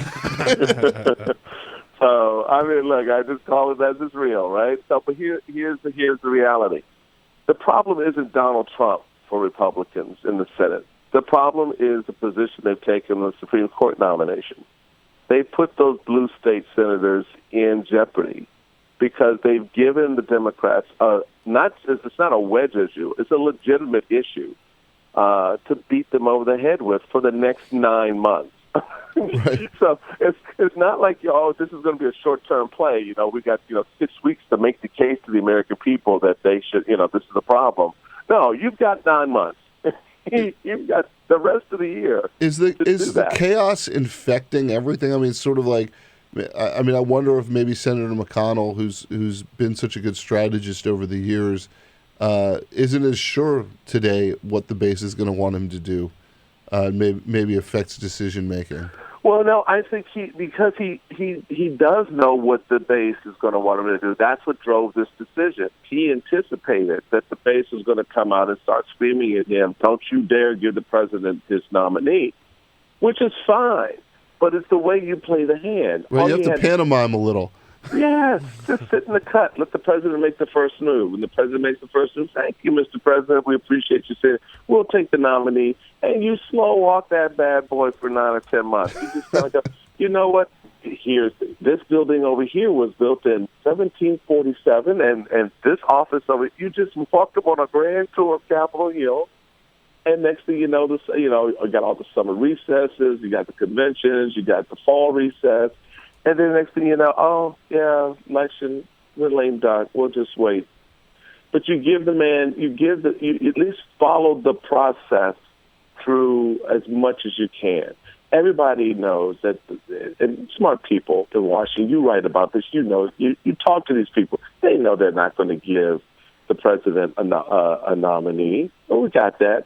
But at least honor the process, meet with the man, talk to the man. But their fear is, and I met him a couple of days ago, and their fear is, and I think it's a legitimate fear, is people look at this guy's qualified. This guy is okay. What's the problem? And that's why McConnell's like, no, we just cut this right off. I mean, honestly, the only qualification for being a Supreme Court justice is that the president nominates you. And even within that, Merrick Garland seems eminently and supremely qualified above all of the other people that fit into that, anybody that could be appointed by the president or happen to be breathing at this moment, no matter what country they're from, what religion they hold, or no religion, what color they are, or even if they're like a baby.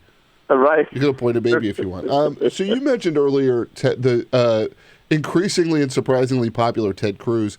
The old line about him in Washington is that if two people say they're his friend, one of them is lying. And but I do wonder, with this fight that's been going on the last couple of days over Ted Cruz's wife, Heidi Cruz, and Melania Trump, who was kind of brought into things by a super PAC. Is it possible that Donald Trump is doing something for Ted Cruz that Ted Cruz could not do for himself, which is to make Ted Cruz a sympathetic figure? I think in this instance, now you've kind of gotten into the territory that is uniquely personal. When you start bringing spouses and children of the candidate into the campaign in this way, it does and it will have an impact on your overall campaign in terms of how people perceive it, how they look at it. Who shot John first here, it will be a matter of contention, and everybody, the Cruz campaign said we had nothing to do with this. We don't know why he came after Heidi, and of course, Trump is like, dude, you posted a nudie of my wife, that should pop up, So it's like something out of House of Cards. Right. And the reality, I think, for someone like Cruz, who has this image problem to begin with, something like this, it doesn't necessarily soften it, but it does give people, a different impression on, how he defends his wife. And a good example would be, I think it was the Mike Dukakis case when he was asked, if your wife were raped and, based on the prisoner that he had released in Massachusetts. And his answer was about as unemotional and as, matter of fact as you could get. It left an impression of, man, it's your wife. Really? That's how you react? That happened to your wife? The same here. Cruz standing in the town square as he was yesterday, calling out Donald Trump for going after his wife. Yeah, it softens the image. It doesn't change it necessarily, but it does soften it. That is former RNC chairman Michael Steele, president and CEO of the Steele Group, and the Republican who is having the most fun this election cycle. Thank you, Chairman Steele, for joining us. You can follow him on Twitter at Michael Steele. That's Michael and then Steele, Steele. 3 E's in Steele. Thanks so much. Take care. You got it, man. And we will be back after the break. Your place to talk about the 2016 election. This is the Bill Press Show.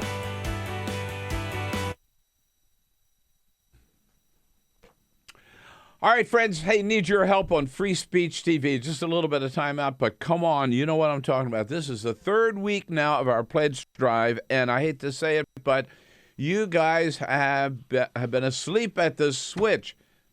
Lousy response so far. Okay, I'm partly responsible because I know I've been traveling. I haven't been here every day to give you that extra push. But now is the time. I'm back. This is the last week.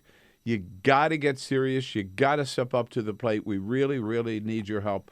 No more hanging back. No more putting it off. Damn it. Let's step up to the plate. Be as generous as you can and get free speech back on track here with your contributions, your pledges, as generously as you can, because we are way, way, way behind. So dig extra deep and do it today. That pledge to keep Free Speech TV on the air. You know, we depend on your support. No other support do we have. No government money, no corporate money, no Koch brothers money. We don't pay guests to be on the show. It's all you, and we need you right now. If you can help us with $30, a pledge for just $30, we'll send you a Bill Press Show Eco Journal and a pen set. Help us with a pledge for $60. That's just $5 a month. Come on, we'll send you an extra, a very special Free Speech TV and Stamp Stampede T-shirt. $120. You give us a pledge for $120. I'll send you a signed copy of my controversial new book with a blurb by Bernie Sanders, Buyer's Remorse, and also a pocket-sized copy of the U.S. Constitution. Help us with a pledge for $20 a month. That's just $240 a year. Signed copy of Buyer's Remorse, one of those special Free Speech TV T-shirts, and a Free Speech TV canvas bag. And then we also offer you that grand prize if you are poised and in a position where you can help with $1,000. You've got those kind of resources, and you love free speech so much. Come on down to Washington, D.C. You make your way here with a friend. Carol and I will take you out to dinner the night before our treat, and then you come in the next morning and meet the whole crowd here and be part of the program. However you can help us at whatever level, we really, really, really need your help. We are way behind. We got to make it up this week. So really depend on you, counting on you to do the most you can. You know how to do it. Give us a call at 877-378-8669. That number to call again, 877-378-8669. Or go to freespeech.org, freespeech.org. Make your pledge now during our program to get yourself on track. Again, only one 24/7 progressive television network in the entire country, and that is Free Speech TV. And whether we keep on going or not is up to you. We need your help. Make your pledge and do it today. And thank you.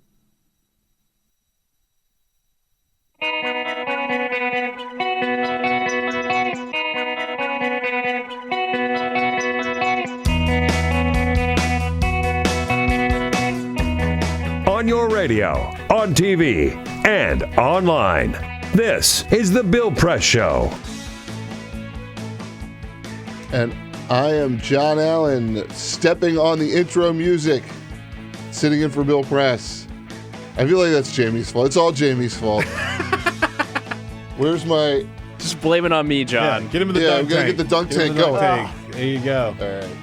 That was tissue, so it didn't actually make it. That was the weakest thing I've ever done. Yeah. It would be awesome if I picked up the just coffee mug. Just pick up a laptop or a coffee mug. Coffee mug like straight through, like crush him there. Bang. Yeah, there we go. All right. So we're back. We've got some notes to go through. I shouldn't say we. It's again a royal we. I've got some notes to go through. I, of course, lose what's in front of me. We've got Cyprian Bolding running video. Jamie Benson in the glass enclosed, not nerve center, not to steal from the other radio program. In the dunk tank. Next to the dunk tank, not getting dunked, not getting doused, is Ray Rogers screening phone calls. Peter Ogburn. 866-55-PRESS is our phone number, by the way. 866-557-7377. Hey now. Hey now. You've memorized that. Ray Rogers screening phone calls back there, and Peter Ogburn, executive producer / director / video operator / phone fixer. Yeah.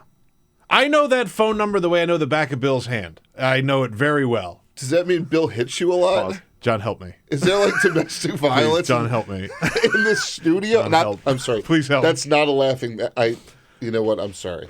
But I mean, Bill, the likelihood of Bill hitting anyone is so small. Bill is the sweetest. Like, this is the thing, right? Not to like. I mean, even Jamie he wouldn't hit. Well, yeah, not even Jamie. Not even Jamie. Probably not. Bill, it's like, you hear all these horror stories, and I've worked with a lot of really terrible people in this business. But Bill is. I have. I have. Sorry, dude. No. But like, Bill is the sweetest, nicest guy. Like, I work with people who are capable of hitting someone. Bill is not that guy. Yeah. So sweet guy. So the idea that there was domestic violence or studio violence, yes, going on in this, Not even remotely. Now I'm defending myself for having laughed about the possibility of violence going on between you and... We're good. It's going downhill fast. On a serious note, while we were in the studio today, some news broke that at least 2 Americans were killed in the Brussels attacks that claimed at least 31 lives earlier this week, a U.S. official said. And Secretary of State John Kerry is making a visit to the heart of the European Union right now. There's no further detail on the identities. I'm reading from the Washington Post, but 2 Americans have been confirmed dead so far in those attacks in Brussels. On a sad and somber note, it's a sad reminder that this happened over there, and it affects everybody, right? This is the whole point of this terrorism, right? It's to scare everybody. It's not just to scare the people of where it happened. So, I mean, on the level of being uncomfortable and worried. I mean, I think people are vigilant after an attack like this, but everything seems to be moving along as normal as can be here. Yeah. I saw some extra security in the New York City subway system earlier this week. Yeah, extra dogs. It looked like. That doesn't surprise me. That makes sense. We will be back on the other side of the break.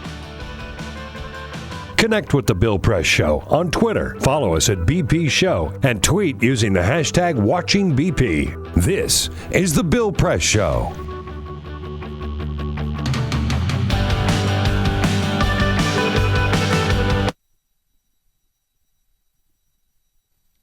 Hey, friends and neighbors, a little time out here to talk about Free Speech TV. First of all, thank you. Thank you for being part of the Free Speech TV community and watching the show every day.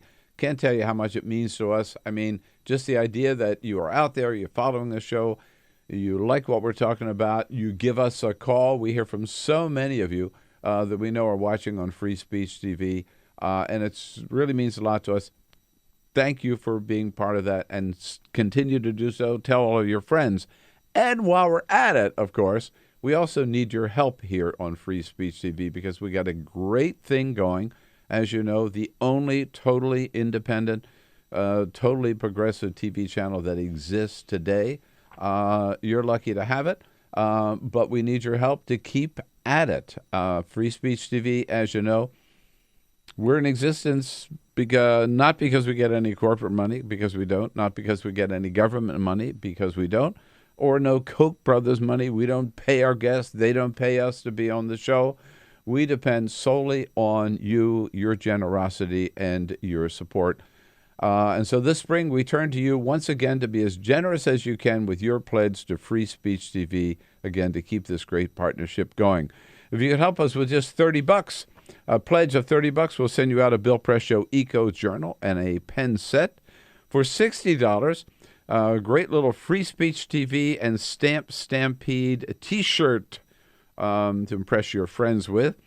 If you can help us with just $10 a month, a pledge of $120, a copy of my latest book, the very controversial, infamous book maybe now, Buyer's Remorse, How Obama Let Progressives Down. That's a signed copy, plus a pocket-sized copy of the Constitution.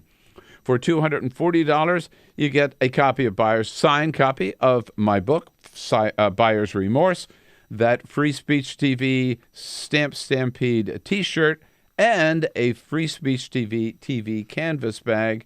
And for $1,000, if you can afford that for Free Speech TV, we'll make it very, very special. You get yourself to Washington. Carol and I, my wife, will take you and a friend out to dinner, and we'll invite you in the next morning to meet the team here and sit in on a edition of the Bill Press Show. But again, it is so important to keep this partnership going. We couldn't do it without you, and I hope you feel that you couldn't get through your day without us. We need you to make your pledge. Don't put it off. Do it now, and do it again. Be as generous as you can. That's all we ask. The number to call is 877-378-8669, 877-378-8669, or you can go to freespeech.org, and we thank you.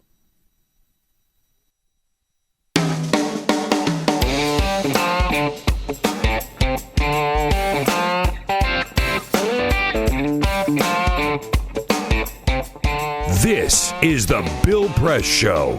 I'm John Allen, back in for Bill Press. Want to make a quick note here. Hello to Julie Cameron, traveling on St. Simon's Island in Georgia from the Portland, Maine area. And the reason that we're giving a shout out to Julie Cameron is because she asked a reasonably good question, which is, why the hell was I harassing her son on the radio? And I just want to point out, Ms. Cameron, that he started it. And you may not have been listening or watching earlier, but at the very beginning of the show, he got a couple digs in, and I've been responding in kind. So I just want you to know I have a good relationship, I believe, with your son, and I'm very, very sorry, ma'am. This is the Bill Press Show.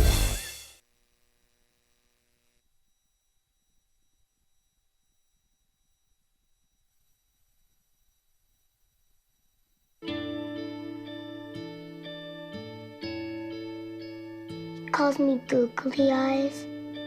You know you're beautiful, right? You know that? Even you are beautiful. I got bullied for wearing glasses. Share if you're against bullying.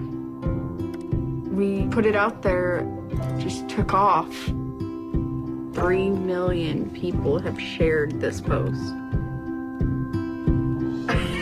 Don't let bullies get you down. I stand with you. Our whole family's wearing glasses. I wear glasses and I'm proud.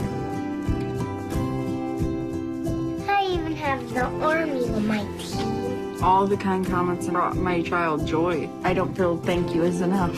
Thanks.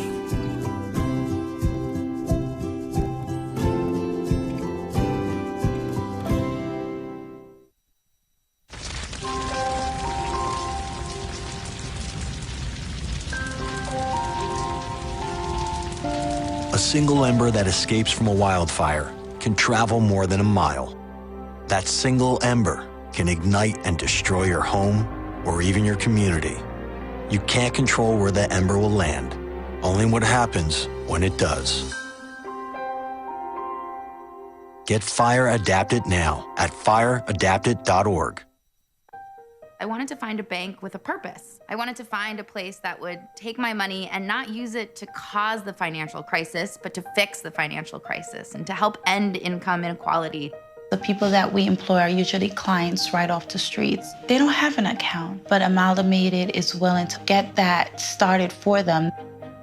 Their reputation of supporting the working man, I think, speaks for itself. This is a bank that cares for their customers, and I appreciate that.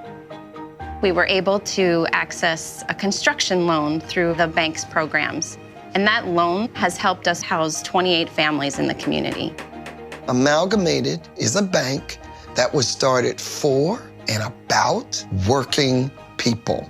Many of our customers have a deep commitment to advocating for social and economic justice. We share that commitment, and we're not afraid to stand up and say that we need to change some of the way that the country does business.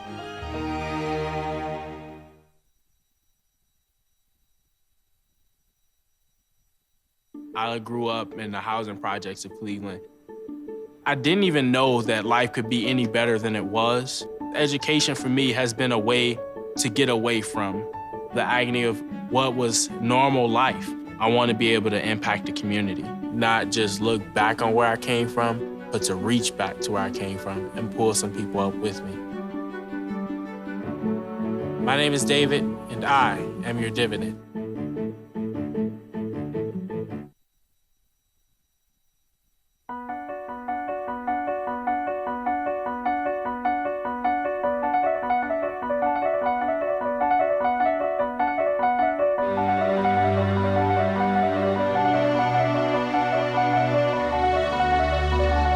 The most important issue on this planet right now is to protect and conserve biodiversity in the world's oceans. And I don't think people realize just how intimate our connection is with the oceans themselves. Not only do they provide the very foundation of life and control our weather, but life just simply could not exist without a healthy ocean. The real problem, though, is apathy.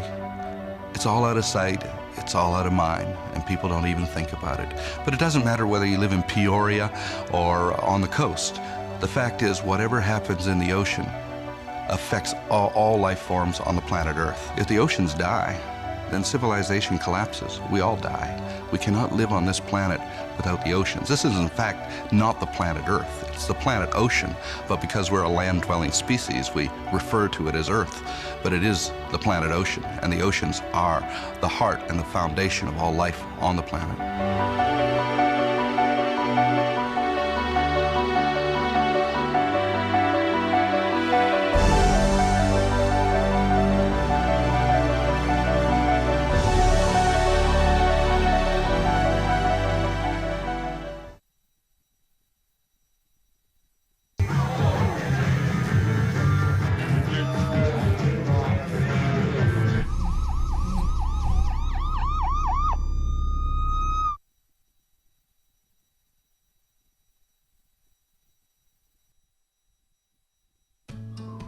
You wouldn't let money just blow out of your house. So when your AC or heater is on, make sure the doors, windows, and fireplace flue are shut tight. If you're headed out, turn down the AC or lower the heat by 10 degrees. And always keep your water heater set at 120. A little bit of common sense goes a long way. Get more great tips at energysaver.gov. So, I'm kind of new here, but I've noticed a trend. My human does this funny thing where she goes around and gets all my toys, and then she hides them in that basket by the door. You know, but it's always the same basket, and it's always in the same place. And then she acts so surprised when I find them, but, you know, she's putting them in the same basket. Again. It's like, hello, that's where you put it last time. You were the worst at hide and go seek.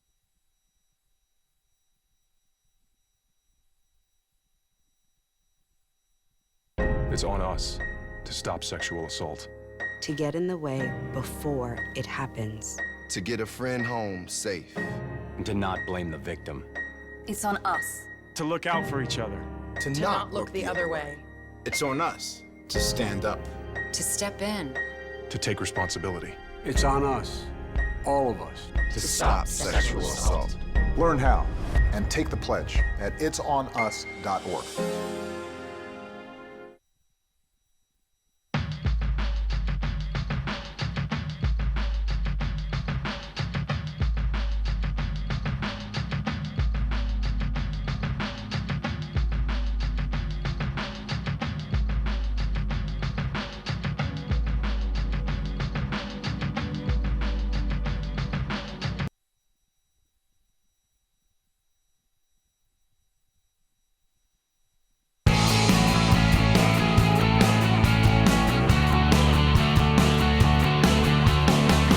Broadcasting around the nation, on your radio, on your TV, and online. This is The Bill Press Show. And this is not Bill Press. This is John Allen sitting in for Bill Press. Master apologist for myself when I offend Jamie Benson's mom, the lovely Julie Cameron, who's traveling in Georgia from Maine. I apologize again, Ms. Cameron. My bad. We have with us in studio, of course, Peter Ogburn, the executive producer / director / anything else you need me to be today. Executive assistant. Sure. Sometimes. Hi, John. Hi. Good to see you, man. Happy Friday. Friday? There's no A in the... You didn't see the email? Like last Friday? Friday. Next Friday. Friday. It's officially, it's only Friday when a guest host is here on the Bill Press Show. Not Friday. Friday. It's an old. Do you, hey you, now. You know where it comes from? It's an old habit that I have from listening to Don and Mike back in the day, because I used to always call it Friday. Oh, Don and Mike. But then before they got like kind of booted off the air for like some stuff they it's an old Don and Mike thing. But then, I don't know, was it allegations or like, I don't want to like get in trouble here. But no. They got booted off the air. They got booted. It was a whole not good thing. Yeah, it was a whole thing. Yeah. But then for our listeners in Pennsylvania, Philadelphia region, they feel especially at home when they hear Friday. You know, Friday, Monday, next time we Tuesday, cheese sticks. Tuesday, yeah, yeah, cheesesteak, like Geno's cheesesteak Tuesday. We will not get them with listeners. Swiss cheese like John No. Kerry. What about your gaffes? My gaffes? Yeah, Swiss cheese on the Philly cheesesteak. That's not the worst gaff ever. It's not the worst. Rick gaff Perry's ever. oops was bad. Yeah. And then, I mean, the people, the 47%. I mean, there's a lot of That's a gaffes really over bad time. gaff. We haven't had any good gaffes. I would say Mike Dukakis wearing I can't military think of garb. like a horrible gaff yet this time around. That voice you hear is the voice of Darren Samuelson, graduate of the University of Missouri, Miami Dolphins football fan, Chicago Cubs baseball fan, Politico reporter extraordinaire, and we will be coming to Darren Samuelson very soon. But before that, we're going to talk. This is the Full Court We're going to Press. go to the Full Court Press. That was me. The look on John's face. You killed me. You killed me. I thought we were going to do Hillary Clinton on Jimmy Kimmel. We were. Whatever. Full Court Press time. I mean, I'll happily step in. No. You're much better than Hillary Clinton on Jimmy Kimmel. Just a couple of other stories making news. The White House Correspondents' Dinner is still more than a month away, but The Hill is reporting that we already know some of the celebrities that are going to be there. All right? Alan Cumming and Chris Noth, both from The Good Wife, will be there. Actress Natasha Lyonne is going to be there. The star of the show Quantico, Priyanka Chopra, will all be there. And then also there will be Tim Daly and Constance Zimmer. And, of course, we know it's going to be headlined by Larry Wilmore. So The Hill is already putting together a list of people who will be there for the April 30th event. So, I just want to Go say, ahead. I feel like Tim Daly has the best job. He's like the head of that artist's nonprofit or whatever. Just shows He up gets to go galas. everything. Just show up at galas to represent Hollywood. He's the Chris Dodd. I expect him to be well played.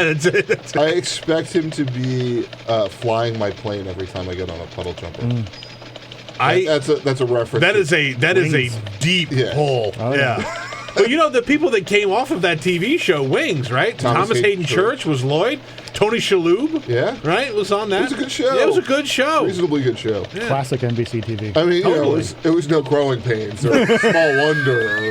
Hang on, just, real quick date check. Jamie, have you ever heard of the TV show Wings? Yeah. Okay, all right. I didn't know if we were dating ourselves yet again. Wings, Mash, Cheers, something. Old people be hating is the name of this show now, apparently. Of course. According to TMZ, Jared Fogle, the former Subway spokesman, he has a new job at the Federal Correction Institute at Inglewood, where he is assigned. You know what he's doing while he's in prison? I don't. He has cafeteria duty, serving sandwiches. Healthy ones. Yeah, right. I can't figure out if that's poetic or ironic, but I love the fact that Could be coincidental. Could be coincidental that he's there serving sandwiches in prison. He also got in a little bit of hot water, according to Radar Online, because he tried to hire other inmates to protect him while he was in prison, which we've all been to prison, right? You don't do that. You don't do that. You just open yourself up to get scammed. Peter, I feel like there's a story there. I have not been to prison, at least not on the inside of the... Two things I know about prison. No cellies, no corn dogging. All right? That's it. Other than that, you walk in there, you'll be fine. Yeah. Is there any more of the Full Court Press? And one more story. So Microsoft put out a Twitter account, this thing called Tay. Have you heard of Tay? No. So it's their artificial intelligence bot, and what it's supposed to do is interact with you just like a real person. So they had a Twitter feed set up called Tay and You, and things went really off the rails the other night, late at night. So the way that this sort of works is it sort of culls from all these different things online. And it's almost like a mirror that shows you what is happening online, like how people are reacting to certain things. So it went completely off the rails, started calling people names, got incredibly racist, talked about genocide. It went way crazy. So Microsoft had to go in and delete all of these really negative tweets. For example, you could tweet whatever you want to at this bot, and it's supposed to give you a real live thoughtful answers. So someone tweeted at it just to see how far it would go. Did the Holocaust happen? And Tay tweeted back, said, it was made up. Ouch. Yeah. Wow. And that's the whole other side of the Whoopi Goldberg, Ben Carson, Hitler conversation that we were talking about earlier. And by the way, that's hardly the worst one on there. That's just the only one I feel comfortable talking about on air. So, and if Peter's shy about talking about something on air, it's pretty bad. Yeah. It's pretty bad. It's not good. That's all I got. All right, that's good. And then, we're going to play Hillary and Kimmel later. We've got Darren Samuelson, who wrote a killer story about the search for the killer app for the conventions. Rather than me tell everybody about your awesome story, tell me what the campaigns are doing. Tell our listeners what the campaigns are doing in advance of the convention to be ready for what could be a melee. Well, I think this is probably the ultimate sign that everyone's expecting an open, contested convention the first time in decades that this is going to happen. And you got to be prepared. You have to be prepared for multiple ballot rounds where these delegates, the 2,472, do I have that right, will be freed up after the second, third, fourth ballots.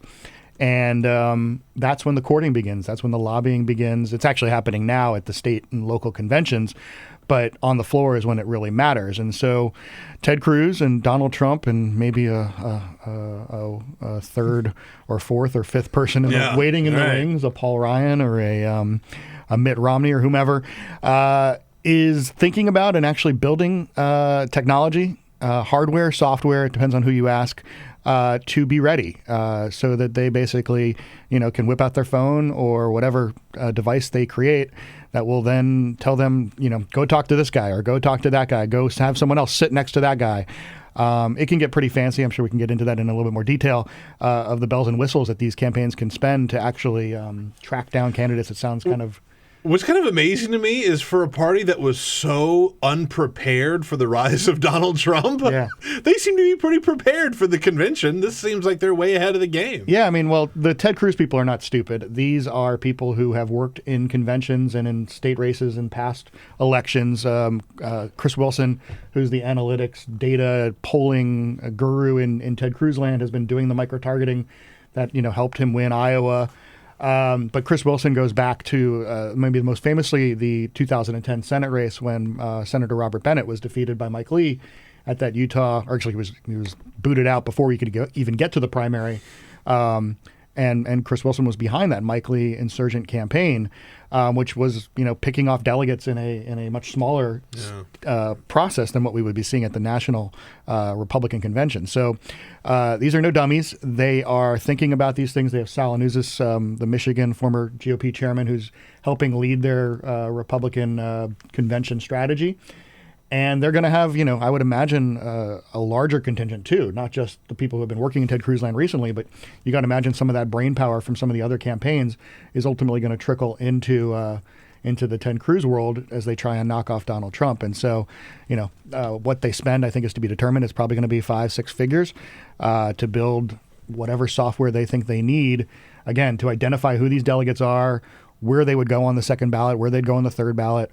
And also, I mean, you think about it, like, it's using algorithms, it's using Facebook, it's using their social media accounts, it's using all sorts of background public information that they can get and private intelligence that they can gather so they can make split, second decisions on the on the convention floor. The Senate floor, you're so used to saying that. Darren Samuelson, a longtime student of Congress, coverer of Congress, lurker of the hallways, Public Works committees, House Energy and Commerce, I'm sure, at times. Mm-hmm. How are the different campaigns approaching this? Because from your article, it seemed like there are vastly different approaches to how and whether to use technology and which technology. It's interesting. I mean, we reached out to the remaining campaigns. We were doing this story while Rubio was still around, which was interesting because Rubio had some people, his digital director and Eric Wilson, who's now unemployed, but I should see him on Capitol Hill in the neighborhood because I've for many years seen him with his bow tie. Yes. Oh, anyway, Eric, had experience working on this with Ed Gillespie in the 2014 Senate race. I did a long story on that one back in 2014.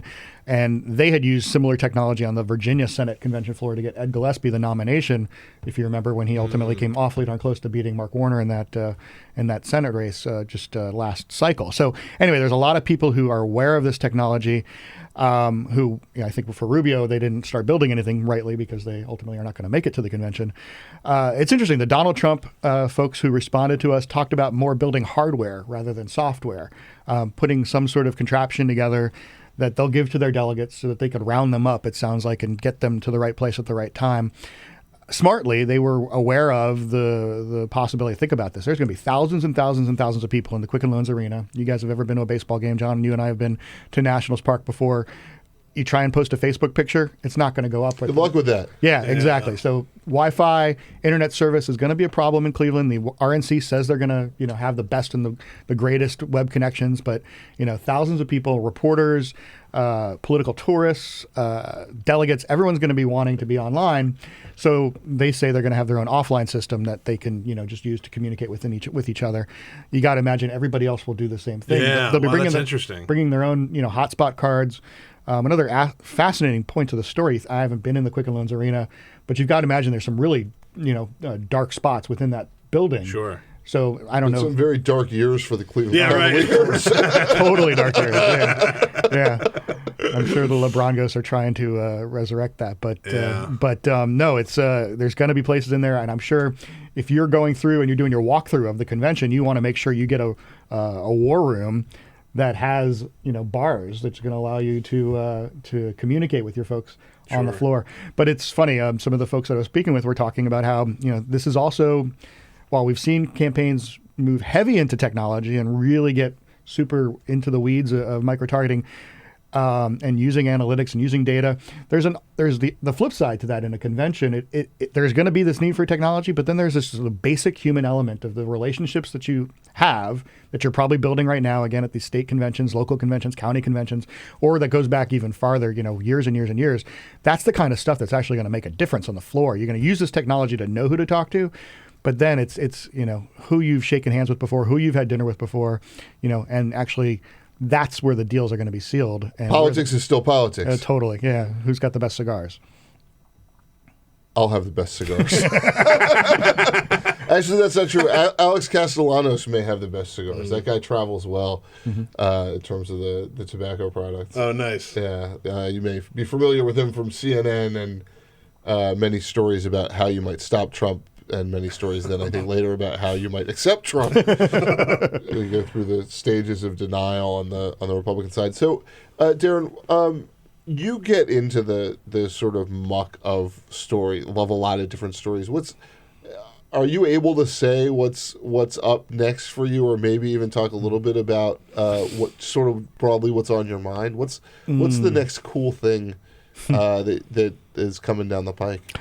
I've got a cool thing. I'm not going to talk about that one at all. I'll wait till that one posts at Politico.com What a tease. in the coming days. But yeah, definitely keep your eye out. Keep your eye out. Get a Google alert for Darren Samuelson, which, by the way, it's SAMUELSOHN.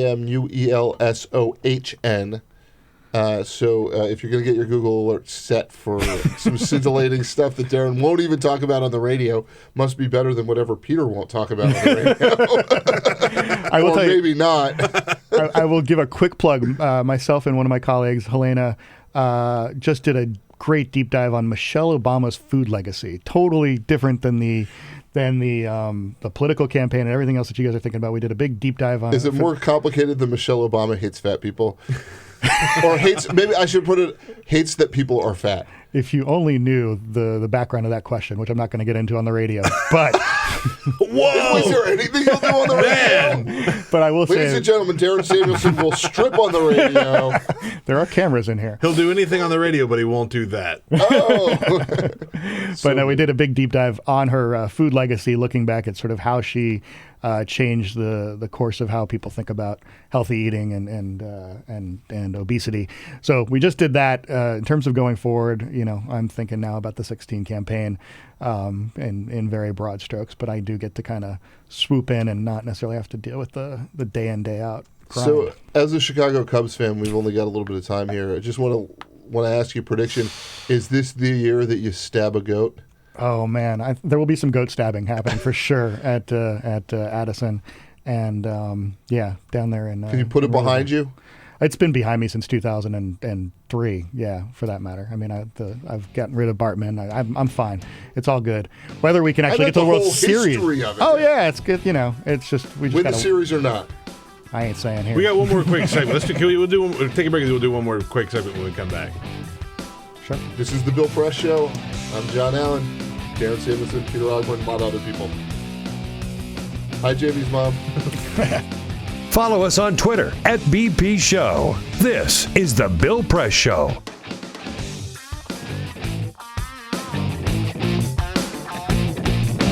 Hey, friends and neighbors, what do you say? Here we are now at the end of the road for this spring's pledge drive for Free Speech TV. This is that critical time, and we've done very well. Almost there, but not quite. We are this close to meeting our goal, getting over the line, and no doubt about being able to keep Free Speech TV going. And we've got to do our contribution for this show, make sure to these last couple of days to make sure we do get over the line. And I got to tell you, first of all, thank you to all of you who have made your pledge. It really means a lot to all of us that you care enough about Free Speech TV, that you care enough about all the work we do on this program, that you not only join us every day, not only watch the show and give us a call and participate in the program, but you're willing to make that sacrifice. And it's tough. People don't have a lot of extra money to go around anymore, but the fact that you're willing to make your pledge as generously as you have to Free Speech TV, again, means an awful lot to us, and we thank you from the bottom of our heart. And now for the rest of you who haven't quite had the time, haven't had the chance, maybe haven't had the resources, this is your last chance. Don't miss the boat. Get on board. Join the family here, the Free Speech family, and make sure you are part of it at whatever level you can. You can help us with just a pledge of $30, right? We'll still send you a little gift out, a Eco Journal, Bill Press Eco Journal, and a pen set. You help us with a pledge of $5 a month, $60 a year, a Free Speech TV and Stamp Stampede T-shirt. For $120, very special. You've heard all about it. It's the talk of the town. My new book, Buyer's Remorse, How Obama Let Progressives Down. We'll send you a signed copy and also a pocket-sized copy of the Constitution. That's for a $10 a month pledge, $120. For a $20 a month pledge, $240, a signed copy of Buyer's Remorse, again, one of those Free Speech TV Stamp Stampede T-shirts, and a Free Speech TV canvas bag. And for $1,000, a very special treat for yourself. If you can afford it, make that pledge for $1,000 of Free Speech TV. You get yourself to Washington with a friend, and we'll show you a good time. Carol and I will take you out to dinner, one of our favorite restaurants here on Capitol Hill. And then we'll invite you into the studio right here on Capitol Hill the next morning to meet our entire team and our guest and to be part of the show. You make your pledge by phone at 877-378-8669, 877-378-8669, or go to freespeech.org, freespeech.org. But again, this is it. We're right at the goal line. We just got to get across that goal line to score this big touchdown. We are that close. So help make it happen today. Make your pledge now to Free Speech TV as part of the Bill Press Show. And on we go. What a team. Thank you.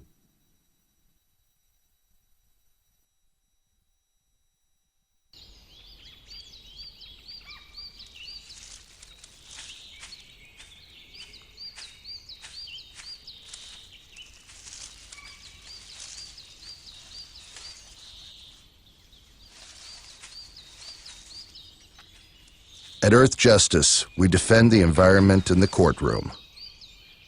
Join our fight. When you take a seat, you take a stand. Earth Justice, because the Earth needs a good lawyer.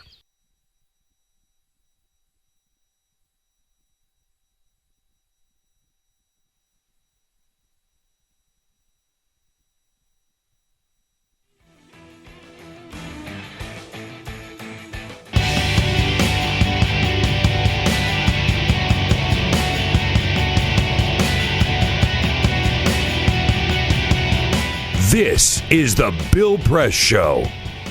I'm John Allen, sitting in for Bill Press. We don't have a lot of time before the next break. We want you to hear Hillary Clinton on Jimmy Kimmel talking about the dangers of running against one Bernie Sanders. Have you ever seen anything like it or even read anything like this historically? An election that has descended to such incredible depths? I mean, for me, they're great. Don't get me wrong. Well, that's what I hear. I love it. I mean, I can't get enough of it. Well, I like to see some punches thrown. Well, wow. Not with you. I'd better be really careful here. You should be careful Bernie doesn't poke you in the eye with that finger he's over. So, Darren, what do you think about the dangers of running against Bernie Sanders? Is there a danger that somebody will get poked in the eye? There's a little bit of a danger, yeah. I certainly, walking through the halls of Congress with him, I've wondered if he might take a swing. But, that's just from being an annoying reporter. Well, look, I don't think there's any question that Bernie Sanders enjoys putting a stick in people's eyes every once in a while. And, that's one of the redeeming is the qualities. Bill Press Show. Back to the other side.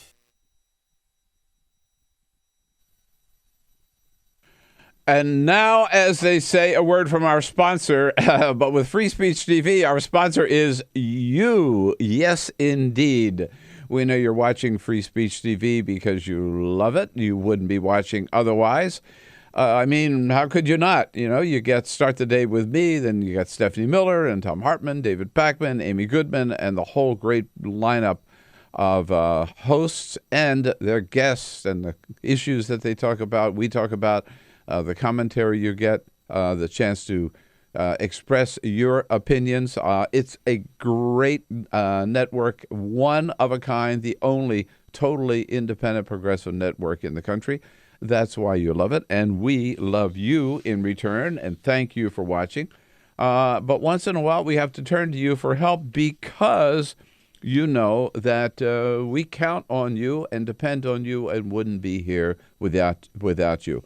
It's as simple as that. That's what makes free speech unique. No other network like it, not only because we are totally independent, but because I guess our independence depends on having no corporate money, no government money, no Koch brothers money, just whatever contributions, whatever pledges you can afford to make and are willing to make to keep free speech TV going. So now's the time for the spring pledge drive. Don't put it off. Come on, we really count on you. Don't wait until the last minute. Do it today. Give us a call at 877-378-8669. Every single pledge counts. Just be as generous as you can is all we ask. You can go online also, make your pledge at freespeech.org. And we got a few little gifts we'll send out your way for helping us. If you can help us with $30, we'll send you a Bill Press Show Eco Journal and a pen set. For $60, just $5 a month, a pledge of that. A Free Speech TV and Stamp Stampede T-shirt. Only one on your block to have one. $10 a month, a pledge of that. Copy of my new book, Buyer's Remorse, How Obama Let the Progressives Down, which I will sign for you. Signed copy, plus a pocket-sized copy of the U.S. Constitution. For $20 a month pledge, $240, a signed copy of Buyer's Remorse, How Obama Let Progressives Down, that Free Speech TV Stamp Stampede T-shirt, and a Free Speech TV canvas bag. We always mention, and we love to do this, if you can afford and are willing to make a $1,000 pledge to Free Speech TV, we'll make it very special for you. You get to Washington, and Carol and I will take you out to dinner to one of our great classic restaurants right here on Capitol Hill, and the next morning invite you in to come in to meet the team and be here for a whole session of the Bill Press Show. We'll have a lot of fun together. So please, again, go to freespeech.org, make your pledge right now, or give us a call, 877-378-8669. Thank you once again.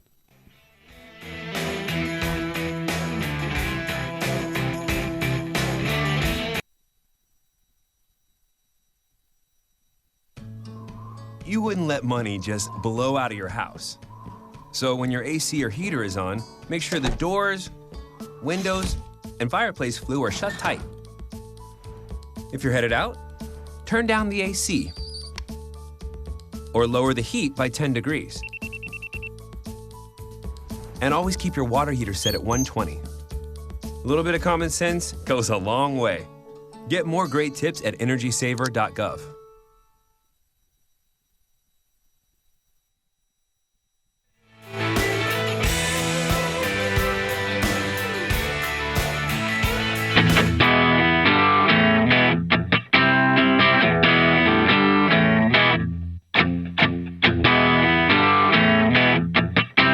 Streaming live video right now at youtube.com/TawkrTV. That's TAWKR TV. This is The Bill Press Show. And I'm John Allen, sitting in for Bill Press. Peter Ogburn, executive producer, director, assistant, phone buzzer guy who lets me at the door in the morning. He's making up all sorts of titles for me today. Jamie Benson behind the closed glass, who has the nicest mother in the world, other than my own, and my wife, who's also a mother. I have an update. My mom texted me. She said, John, apology accepted. There you go. Awesome. Thank There you you. go. Thank you, Julie. Or Mrs. Cameron. Apologize. I got to apologize all day. And Ray Rogers, also in the glass enclosed studio with the booth, the dunk tank. The dunk tank. Ray Rogers screening your phone calls, and Cyprian Bolding outside the door here working on video. Peter, can you give everybody the phone number here? John, I'm glad you asked. It's 866-55-PRESS, 866-557-7377 to call our toll-free number. And we have a new guest in studio. The Honorable Congressman Jerry Connelly from Virginia's 11th District, a Democrat, now in your, which term? Fourth term. All right. You can follow him on Twitter at Jerry Connelly. That's Jerry with a G, E-R-R-Y, Connelly, C-O-N-N-O-L-L-Y. I follow him on Twitter. He sometimes has interesting conversations with other members of Congress about regional transportation issues if you're in the Washington metropolitan area. But that's not what I want to talk about. I want to talk about how you're feeling as a Democrat heading into the general election. If you're looking at what's going on the Republican side and saying to yourself, this is going to be a cakewalk, or you're thinking to yourself, when is the other shoe going to drop here and things will start to get serious? Well, first of all, it's great to be with you, John, and on the Bill Press Show. And I don't know how to feel exactly. I mean, as a Democrat wanting to see Democratic fortunes rebound in the Congress, I have hope and anticipation that what's happening on the other side of the aisle is going to give us great opportunities. On the other hand, aside from that, frankly, I can take no pleasure in watching what's happening on the other side of the aisle. I mean, the rise of an authoritarian figure who has said the things Donald Trump has said, ought to worry every American, frankly, that our political system could produce that. Allow it to get this far is very worrisome. How do you think Democrats would react? Obviously, a Democrat who is demagogic would look a little different than a Donald Trump. But how do you think Democrats would react if they were about to nominate somebody who,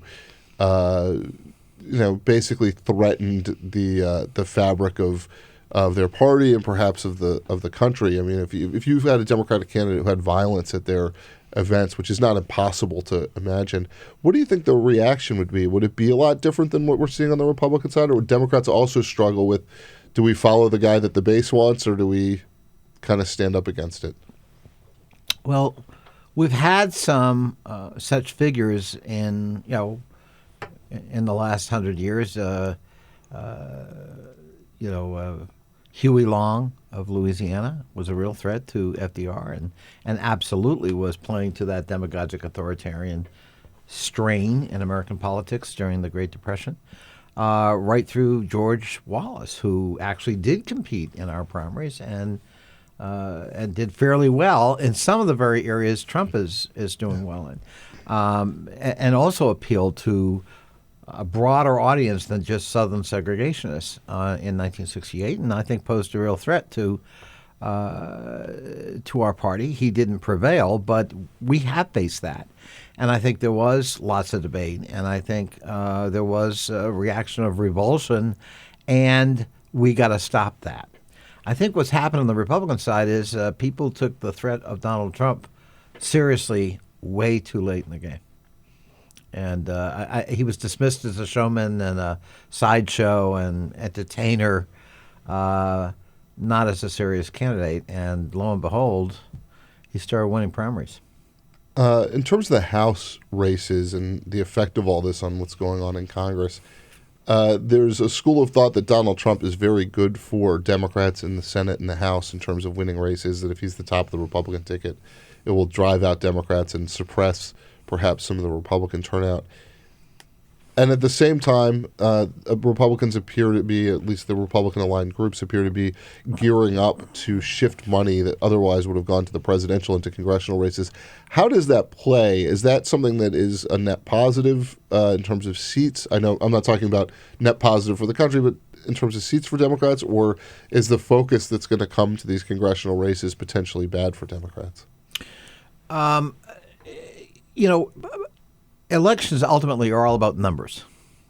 So, Democrats aren't poised, no matter what the Koch brothers spend, to pick up seats in Alabama and Mississippi with or without Donald Trump on the ticket. Right. But in the rest of, in purple America, where you've got a lot of suburban seats that are held by Republicans, if the Democrat is beating Donald Trump by double-digit margins in those districts, we're going to win them, no matter how much money the Koch brothers spend. It's a fatal mistake for the other side to ignore, to pretend the top of the ticket isn't the top of the ticket, because you're asking people if we're carrying a district by say 15 or 20 points, you're asking a lot of people to split their ticket, and statistically, many of them may, but those are the kinds of seats that suddenly get into play that otherwise wouldn't. They might not split their tickets in an organized fashion all in one direction. That's true. Looking at your own home state, Battleground, Donald Trump won your state on the Republican side, not by as much as he would have liked, but Hillary Clinton won your state pretty handily. Is it a battleground this time around? And what factors will, let's say you've got a Clinton-Trump matchup, how does that play? Is that in your view something that's going to be competitive, or do you guys have an advantage this time, or is it possible Trump brings out an element we haven't seen in Virginia politics as much of late? Yes to all of that. Virginia is in play and probably always will be going forward because the demographics have changed. It's not going to be, in my opinion, anytime soon, either red or blue. It's going to be in play, and we have to compete for it. Donald Trump is not going to do well in Northern Virginia, and that's sort of the deciding part of the state. But he will do well in rural Virginia and in the Shenandoah Valley areas and so forth, traditional Republican areas of the state. So it's going to be a competitive race, but I think at the end of the day it will put some congressional seats potentially in play as well. Huh. I mean, you look at the 10th congressional district here in Northern Virginia. Is that represented by Barbara Comstock? Barbara Comstock, and previously by Frank Wolf. Tough seat for Democrats, but not impossible. But again, if Hillary Clinton is winning Virginia, say, by a margin of 6.7 points, what do you think she's winning the 10th congressional district by? A lot more than that. And that puts it in play just statistically.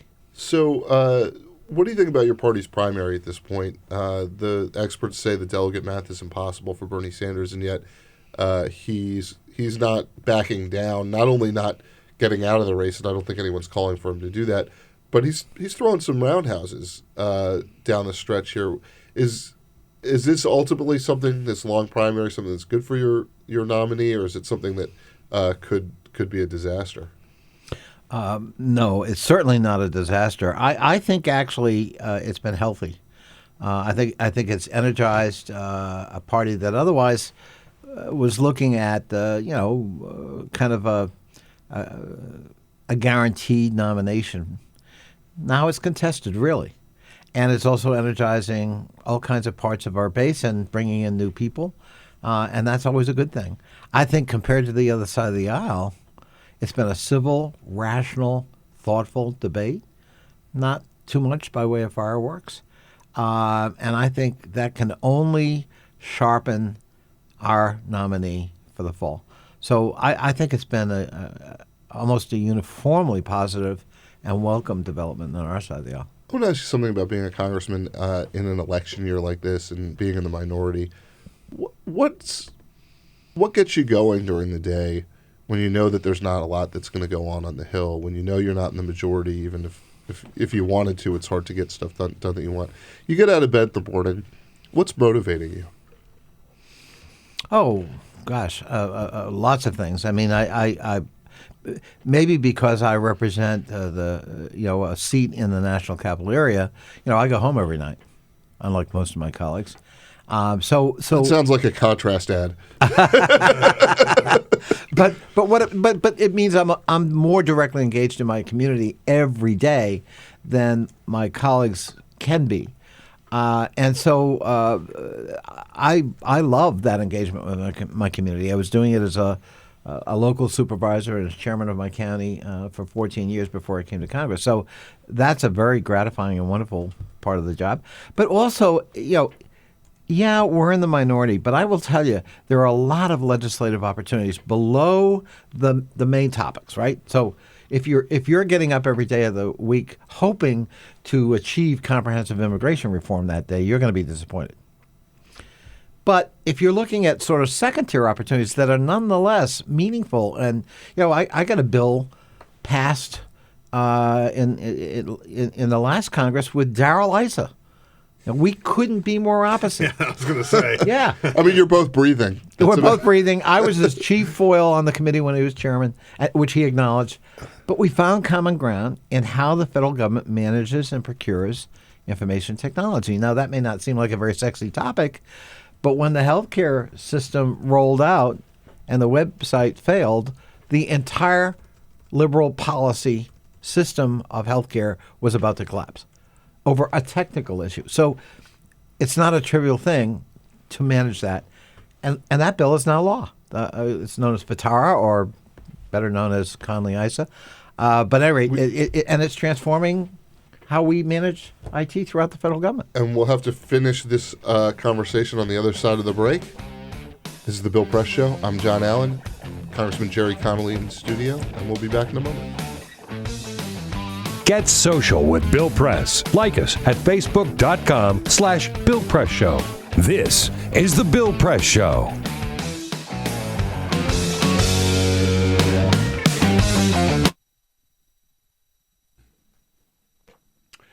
All right, friends. Hey, need your help on Free Speech TV. Just a little bit of time out, but come on. You know what I'm talking about. This is the third week now of our pledge drive, and I hate to say it, but you guys have been asleep at the switch.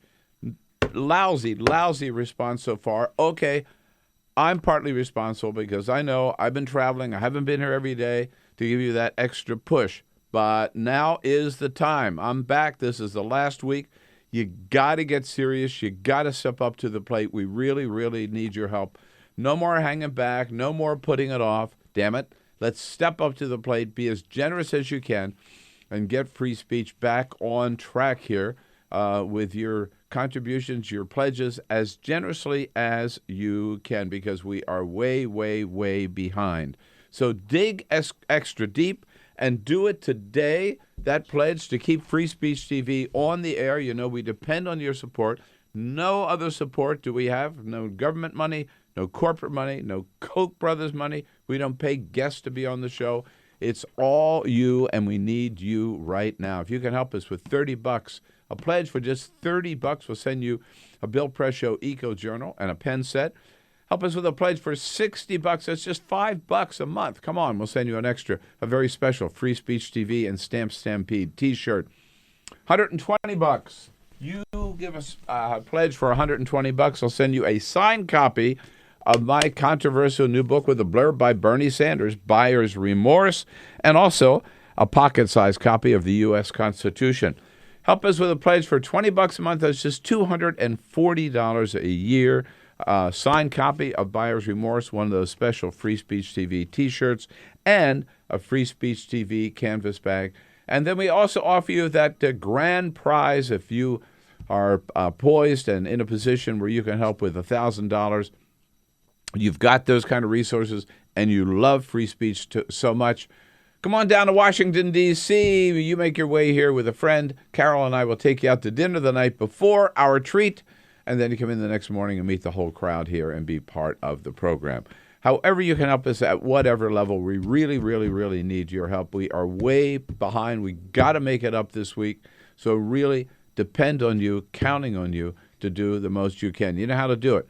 Give us a call at 877-378-8669. That number to call again, 877-378-8669. Or go to freespeech.org, freespeech.org. Make your pledge now during our program to get yourself on track. Again, only one 24/7 progressive television network in the entire country, and that is Free Speech TV. And whether we keep on going or not is up to you.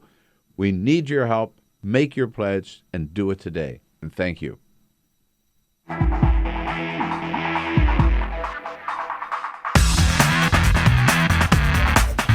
Seen on Free Speech TV and online on TawkrTV. This is the Bill Press Show. I'm John Allen, sitting in for Bill Press. We've got Congressman Jerry Connelly from Virginia's 11th District. That's Northern Virginia, right outside the Capitol. Well, some of it is inside the Capitol Beltway, no? Or are you all outside? Yeah, a little bit. Just a hair, right? Yeah, just a hair. So, but basically a stone's throw from the nation's capital. Thank you for the great travel you did today. The long plane ride to get into the studio. I do like to remind everyone I represent an outside the Beltway point of view. Yep. Very, very close in outside the Beltway. You can often see him on the House floor gaveling in and gaveling out the House, I assume, on days where there are pro forma sessions. Done some of that Sometimes every time. Called on to do that. What do you think's the outlook? Obviously, we don't know who the president is, but from an issue standpoint, do you see things moving in 2017? Are there issues that you feel like have bubbled up to the point that they're likely to move, whether we have a Republican or Democratic president? Yeah, I certainly think we can't continue to ignore immigration reform. It's a broken system, and it's got to be addressed. If we have a decisive election this November, and interestingly, it looks like we might, then we're going to have the muscle, the critical mass muscle to actually effectuate some reform. And so I think that's one of the biggest items on the agenda that's been left unaddressed for a decade. Over a decade, that's right. So I would put that certainly close to the top of the list. One thing I wanted to ask you about is I know you have given a lot of thought to regional transportation and infrastructure systems over the years. You mentioned you were a supervisor locally. We look at the Brussels attack earlier this week, or attacks earlier this week at an airport, at a subway station. How well prepared or ill prepared are we to defend against that and to respond to it if we have attacks, particularly on transportation systems, but generally speaking, these sort of multi-target attacks at once? Well, we've known that we're a target, since 9/11. So we've got all kinds of emergency preparedness systems in place that so far have worked fairly well. But you have to always be vigilant. You have to sustain the investments you're making and broaden them to ensure that you're ready. And threats evolve, as we're seeing certainly in Brussels. I do think there are a couple of big differences that have made the problem in Europe much more an accentuated kind of problem than here at home. One is they have segregated neighborhoods. We don't really have that. We heard an interesting and strange statement from Ted Cruz the other day about let's have surveillance in Muslim neighborhoods. Well, I have a lot of Muslim constituents. I don't have any Muslim neighborhoods. I don't know where I'd look to find one. But in Brussels, they distinctly do. And so there's isolation, alienation, non-integration, and I don't think that's a healthy thing for any society. And it certainly allows for easier breeding grounds for would-be terrorists. And the seduction of the ISIS call for some people in some neighborhoods. Also, intelligence sharing is very fragmented in Europe, and not everything we'd like it to be. We've made a lot of headway here in terms of local police cooperating with FBI and other federal agencies in the sharing of intelligence with respect to terrorism, or would-be terrorists, or suspected terrorists. And that has really evolved in a way that we wouldn't recognize before 9/11, where that culture of cooperation did not exist. And Europe has to make a lot of headway in that regard. And then, frankly, resources. A small country like Belgium just hasn't had the resources or devoted the resources to this fight, which is now very much an existential fight. Congressman Jerry Connelly, always good to see you. Thank you for joining us here on the Bill Press Show. Thank you, John. And the big treat is you get a cup of coffee. You get to finish the cup of coffee if you want. Thank you very much. We'll be right back. Connect with The Bill Press Show on Twitter. Follow us at BP Show and tweet using the hashtag WatchingBP. This is The Bill Press Show.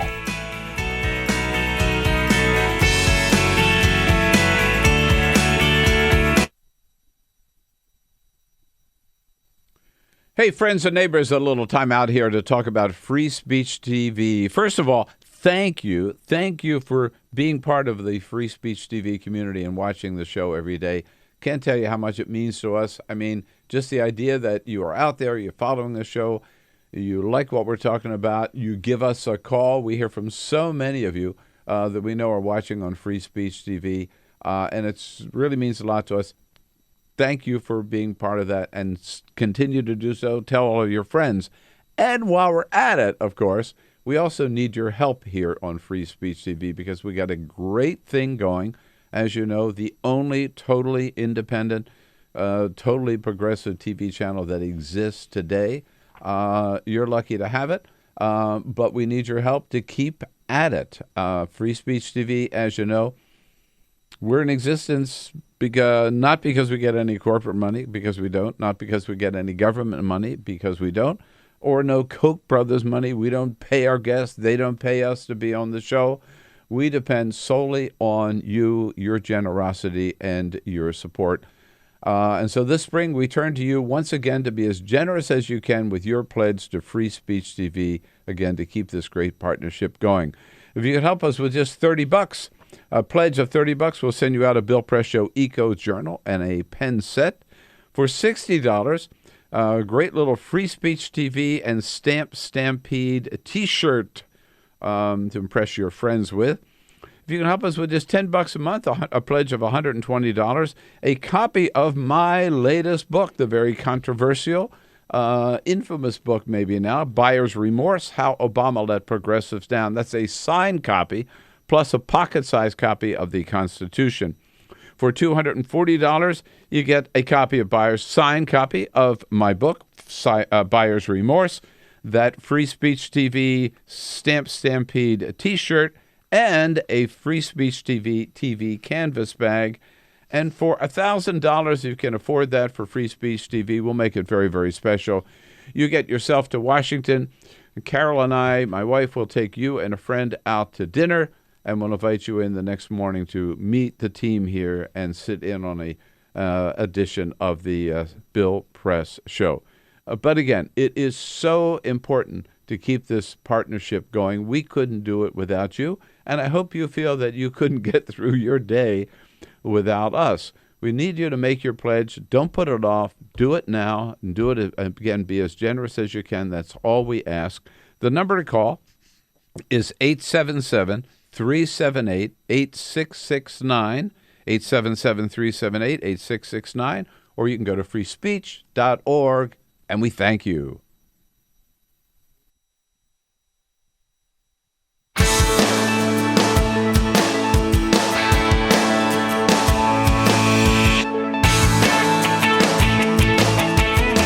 This is the Bill Press Show.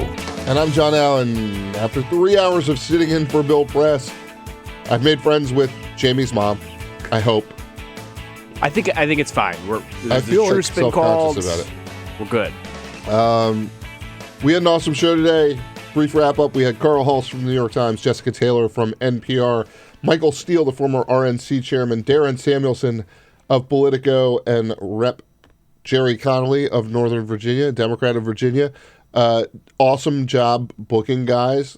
Well, thank you, and a good job by you hosting, sir. It's Thank you. Wonderful. I love having you in. Little love fest. Yeah, right? I will come back anytime you want. Perfect. Any Friday, any non-Friday. Peter Ogburn, that is the executive of everything, the omnexecutive. The omnexecutive is really good. I am going to use that. Jamie Benson, behind the glass. Happy the Good dunk Friday. tank. Happy Friday. Good Friday. Friday. Good Friday. Have a good Friday. Is it Good Friday? It's Good Friday. Yeah. This weekend is Easter, which just I'm not a Good Friday person. Not either mine. Ray Rogers, screening phone calls. She did a great job today. She did a perfect job today. This is the Bill Press Show.